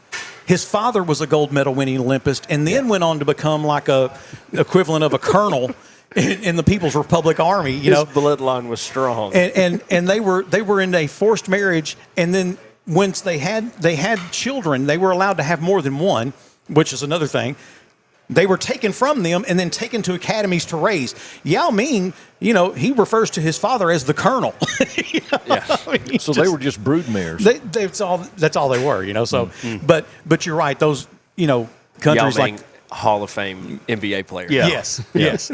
Of course, that's a whole other subject. Is the Hall of Fame in the NBA that hard to get into? It doesn't feel that way anymore. It doesn't anymore. It feels like it's getting pretty full. Yeah, it seems to me like... It feels like most Hall of Fames are getting pretty full now, though. You don't see a lot of guys like that are just like... I mean, you see guys that are... Yeah, they spent 20 years in the league, right? And it's like, as a backup quarterback, though, for half of it, right? Yeah. Like, it's just... Like, I think they hand the Hall of Fame awards out sometimes like candy, and there are true Hall of Famers. There are guys that were elite at their positions, like Myles Garrett. He's going to be a Hall of Famer. Myles Garrett will 100% be a Hall of Famer. He may break the sack record this year. What's the guy's name for the Raiders? Defensive end for the Raiders. I can't remember his name now. Probably going to be a Hall of Famer too. Is he better than Myles Garrett? No. He shouldn't be a Hall of Famer then. Hall of Famers are reserved for the elite of the elite. I agree. And maybe you should break it up by decades and do it where, look, this decade, this was the elite of the elite. You're a Hall of Famer. Yeah. Right? Versus just, I agree with you. It's just, it's getting so. Baseball's stupid because Barry Bonds is not in the Hall of Fame. I don't care if you like him. Is Pete Rose in the Hall of Fame yet? No. Yeah. The all-time hits leader. Barry Bonds is not in the Hall of Fame. Pete Rose isn't in the Hall of Fame. Is Mark McGwire in the Hall of Fame now? I think didn't McGwire get voted in last go around? I could be wrong about that. The fact that Mark McGwire is voted in, Barry Bonds and Pete Rose is not. Like Roger Clemons, seven Cy Young awards. Not in the Hall of Fame. Not in the Hall of Fame. Yeah. It's stupid. But man. It's stupid. But Craig Biggio is. Now listen, he has 3,000 hits. That kind of is the marker. Yeah. Especially for an infield. How many did Pete Rose have? Was it 4,000? 200 and something? Yeah. I was thinking it was closer to 5,000. He had almost as many hits as Nolan Ryan had strikeouts. Yeah. Which Nolan Ryan's strikeout record will never be broken. Yeah. I don't care who you are. That record will, because Nolan Ryan was one of those guys that would go out and pitch 9 innings today, 9 innings 2 days from now, 9 innings 2 days from that. They didn't know what they know now. Yeah. But of course, I am tickled to death. Craig Biggio is in the Hall of Fame. 2 tattoos on my body. One of them is an Astros star. I'm an Astros fan. Okay. Jeff Bagwell, great player. Loved him. Yep. Watching him play. The fact that he and Craig Biggio played for the same team their entire careers is even more awesome. Yep. But he's not a Hall of Famer. Not if Roger Clemons, Barry Bonds, Mark McGwire, Pete Rose, if we can't put them in. Until we put them in, we shouldn't even have another inducting class. Yeah. Until those guys are in the Baseball Hall of Fame. The reason why half the people that watch Major League Baseball today watch it is because of the list of players that we Matter just of fact, I think this year is Clemens' last year on the ballot. You know, you can only be on the ballot for like up to 10 years after you retire. Well, he'll get voted in this year then. I don't know. It will happen. Like Roger Clemens, 7-time Cy Young winner. Like it's you know, if he doesn't, we're sitting here going, what are we doing then, guys? Let's quit having a Hall of Fame. Yeah, let's quit having a Hall of Fame. Let's just cut it off where it's at. Let's get Pete Rose in there because he is the all-time hits leader, and let's be done with it. And let's just be over. All the categories of leaders. Here's all-time hits, all-time home runs, all-time RBIs, all-time stolen bases. Here's the guys, and that's the Hall of Fame. Did Joe Morgan ever make the Hall of Fame? Ooh, I don't know. I don't know either. But again, if he didn't, there's a grave injustice done. We're going to take a break. When we come back, I had a question that I had sent Boomer, and I forgot to send to you. And so I'll give you just a couple minutes to think about this. 5 college football players who would have been dominant in any era of college football. 5 college football players who would be dominant in any era. Okay. All right. We're going to take a break. We'll be back, finish up here at Off the Back Porch. For longer than most of us can remember, Timber Lane Meat Market has been a staple of our community, where quality meats and friendly faces come standard. From everyday dinners to weekend cookouts, make it fresh, make it local, make it Timber Lane.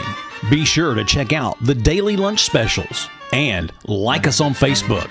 Timber Lane Meat Market, 1336 West Hillsboro in El Dorado. Proud to be part of South Arkansas, and even more proud to be displayed on your table.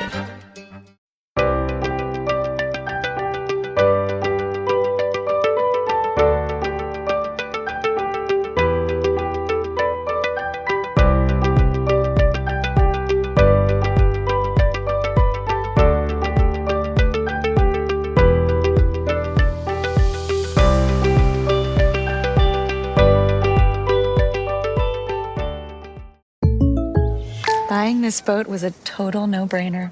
Okay, I get it. You say no-brainer and the guy with no brain shows up? I'm sorry, we met our new boat. For a new boat? You don't call me. You call State Farm. Like a good neighbor, State Farm is... There? I was gonna say that. He's right. Your State Farm agent can help you choose the right coverage for your new boat and your RV. It's kind of a no-brainer. Easy decision. All right. Like a good neighbor, State Farm is there.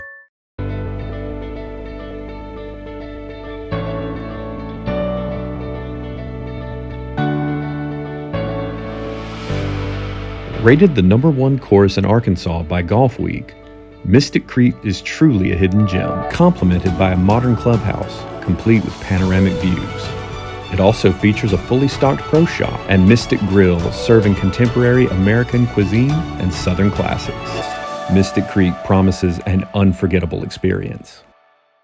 Bring in the holiday season with Lone Star and Colin Raid Christmas and Hits. A night of your favorite country hits along with some Christmas classics. Thursday, December 11th at the First Financial Music Hall in El Dorado, Arkansas. Hey, welcome back for more of Off the Back Porch with Sandy and Boomer.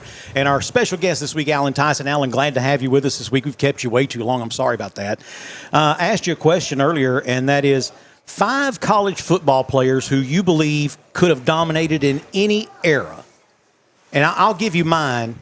I think Boomer has some too. And we'll come to you last, give you a chance to think. Boomer, what do you got? Well, I got more than 5, but I figured out the 5 that I picked were all quarterbacks. That's okay.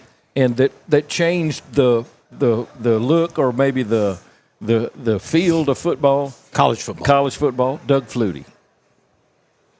The one that I picked. I tend to agree. You know, no one from Boston College that you could name other than Doug Flutie, maybe. Right. Tim Tebow. Tim didn't make it in the pros, but this isn't about the pros. Was a transitional, transforming player in college. Roger Staubach. Yep. Now, Roger winds up playing for Pensacola Navy, okay, and before he went to Dallas.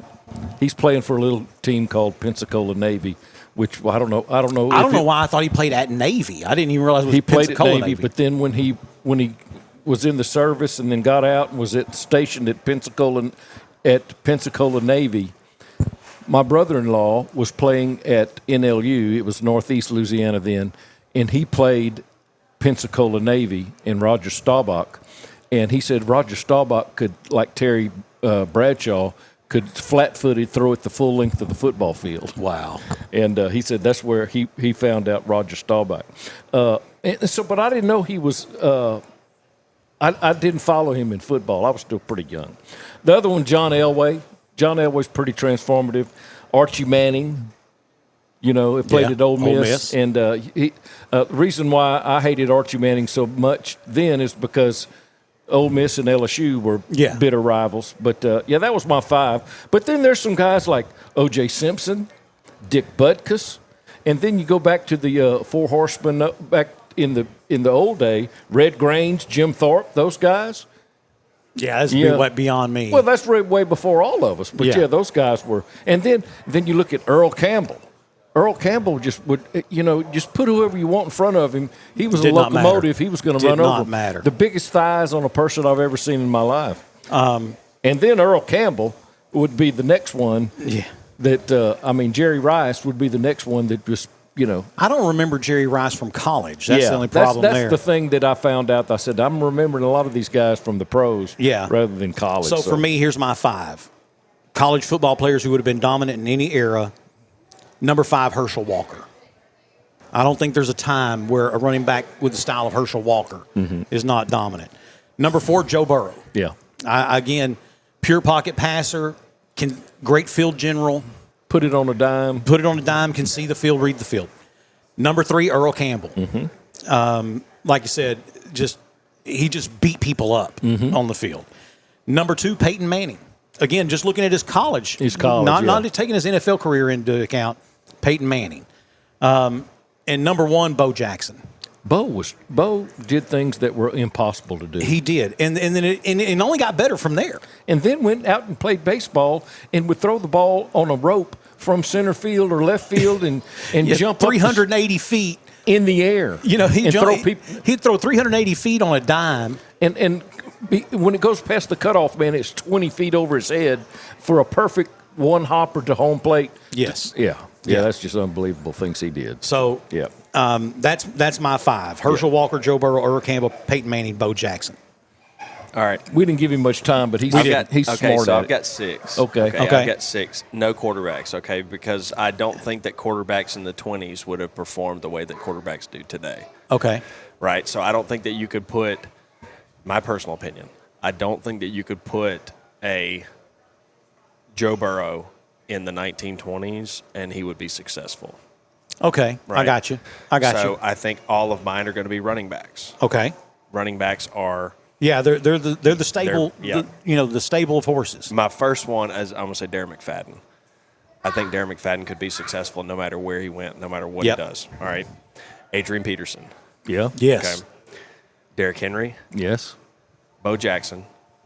Reggie Bush and Barry Sanders. Ooh, yes. Barry Sanders. We didn't even say nothing about Barry Sanders. I didn't say anything about Herschel Walker. I left Herschel Walker out, and he could also be. I mean, you could honestly take D-Mac out and put Herschel Walker in. You could take Derrick Henry out and put Herschel Walker in. That's pretty good. I think that list to me. You're right. Yeah, there's not much arguing with that list. Yeah. Where did Barry Sanders play college? Oklahoma State. Yep. He's the all-time. He's the single-season rushing leader for Oklahoma State. He came out of Kansas, didn't he? Yes. He's played high school in Kansas. He had over 2,200 yards rushing in one season. So I had a friend that says, "Hey, let's go." They had tickets to OSU. Let's go to a game. I said, "Okay, let's go." And they're playing Texas A&M. And who was the running back that was ahead of Barry Sanders? Not Thornton. He played at OSU. Was ahead of Barry Sanders, and he went to the pros too. Anyway, long story short. Where did Emmitt Smith? Not Emmitt Smith. Not Emmitt. Tony Dorsett. He went to Texas. Yeah. Anyway, so I'm sitting in the stands, and I said, Texas A&M going to wipe this team out because I knew Texas A&M. They had big players. So I'm sitting there, and what was that guy's name? Thornton? Anyway, they took him out and put Barry Sanders in. He was a sophomore or freshman. He started running roughshod when he could do that jump cut. Oh, yeah. I said, oh.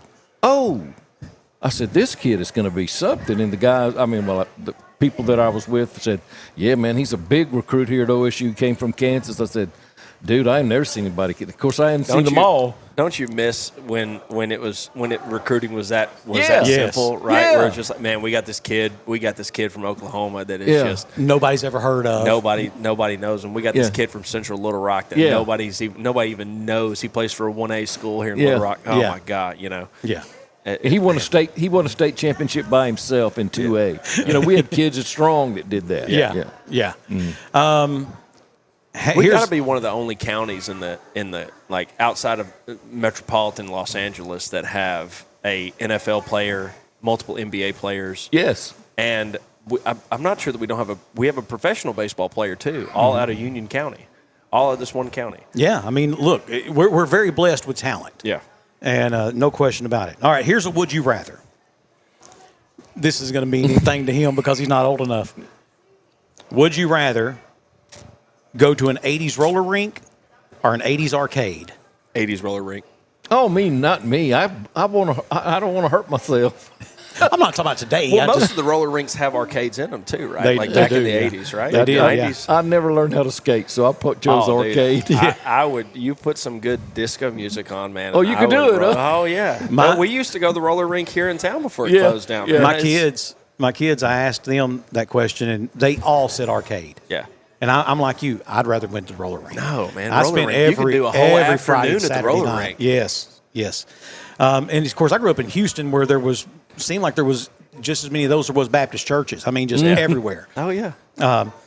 Okay. Would you rather fight Clubber Lang or Ivan Drago?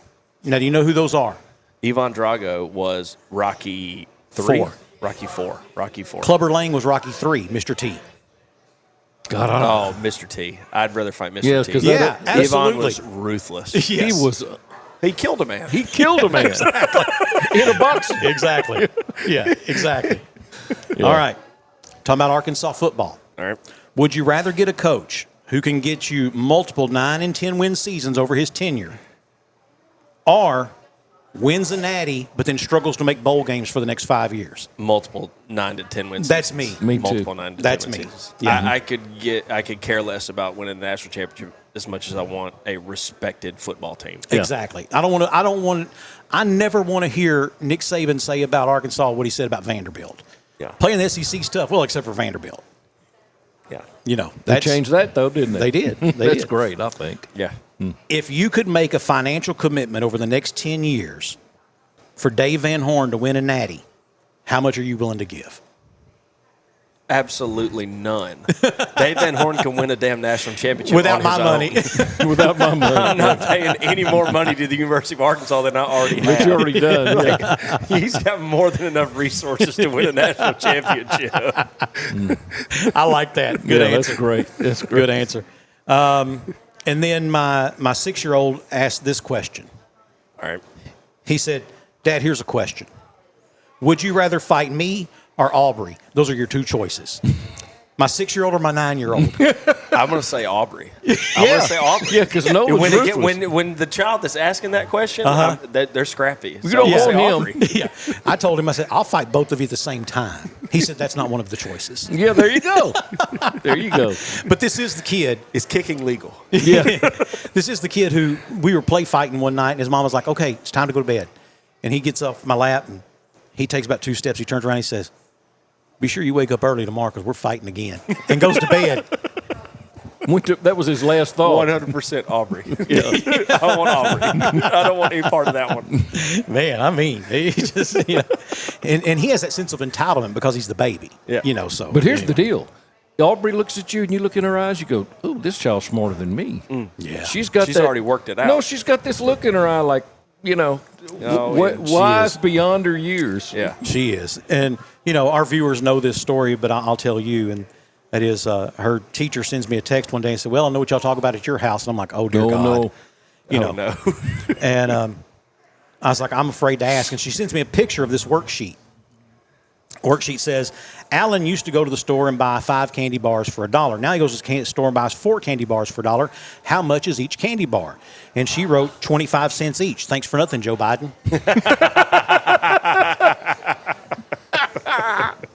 How about that? Just like that? Yeah. Okay. I mean, well, how do you answer that? Yeah. You just, okay. So, that's quick wit. Yeah, That's quick wit. You can't teach from a that. 9-year-old. From a 9-year-old. She wasn't 9 then. She was about 7, 6 or 7 then. Well, that's even better. And but anyway, well, that's going to wrap it up this week. It's about time anyway. I mean, we've kept you way too long. I apologize for that. Coming up in coming weeks, we have Robert Rushing is going to join us. Rushing Law Firm. From Rushing Law Firm. Then we have Cannon Lester is going to be here on the 10th. I'm looking forward to Cannon being here. Cannon's going to be a good one, man. We have El Dorado Superintendent Jim Tucker is going to be joining us. My personal attorney, Micah Sanford. Yes, I'm looking forward to seeing Micah again. So she is. She got voted in as the grand poobah of the law department, the law class, Supreme Court Justice of her law school. Yeah, she's the Chief Justice. Okay. Of the law school, and I wish I understood the value of that. Yeah, of that. Like, I don't. I have zero knowledge of that aspect of the law, any of that stuff, right? So I wish I understood. I really don't either, except evidently it's a really, really big deal. I'm sure it is. It's kind of like my son Cam. He made the orientation staff at Louisiana Tech. I was like, okay. And I was telling someone, and he's thinking for a party, you're throwing a private party for him at some point. And it's like, I was telling this other guy, and he's like, wow, that's a big deal. He said, I made the orientation staff. And he said, let me tell you something, man. He said, that's the elite of the elite. And I was like, okay. And then I told somebody else, like, holy cow, I tried for 4 years and never got into that, you know. Yeah. And so evidently is it smoky? Is that what it is? I mean, my eyes are burning. My eyes are burning too. I'm over here trying not to cry on camera, but it's so, you know, but evidently being elected as Chief Justice of the law department is like, and of course she's been put in charge of the law review and at law school, so she's going to be here with us. Like it's that's a big deal. Evidently, like it's going to be that's a huge deal. So she's going to be joining us here in a few weeks, and then Laney Mitchell is going to come over, and we're going to talk about just getting close to the first of the year. Talk about making good financial decisions, and so I need to be a part of that. So all that's coming up in future episodes. We appreciate you, and we appreciate each and every one of our sponsors. One of which is our friends at Timberlane Meat Market. Eat local, eat fresh, eat often. Oh, good lines. Timberlane. You're excellent. You're welcome. I know you sound like you. Checks in the mail. Yeah, that's right. That's right. So, hey, we appreciate you being here. Y'all have a great Thanksgiving. We all have plenty to be thankful for. We probably should have gotten into that while we still had some time. God bless. We'll see you next time. With a history of being the voices you trust, this is Off the Back Porch.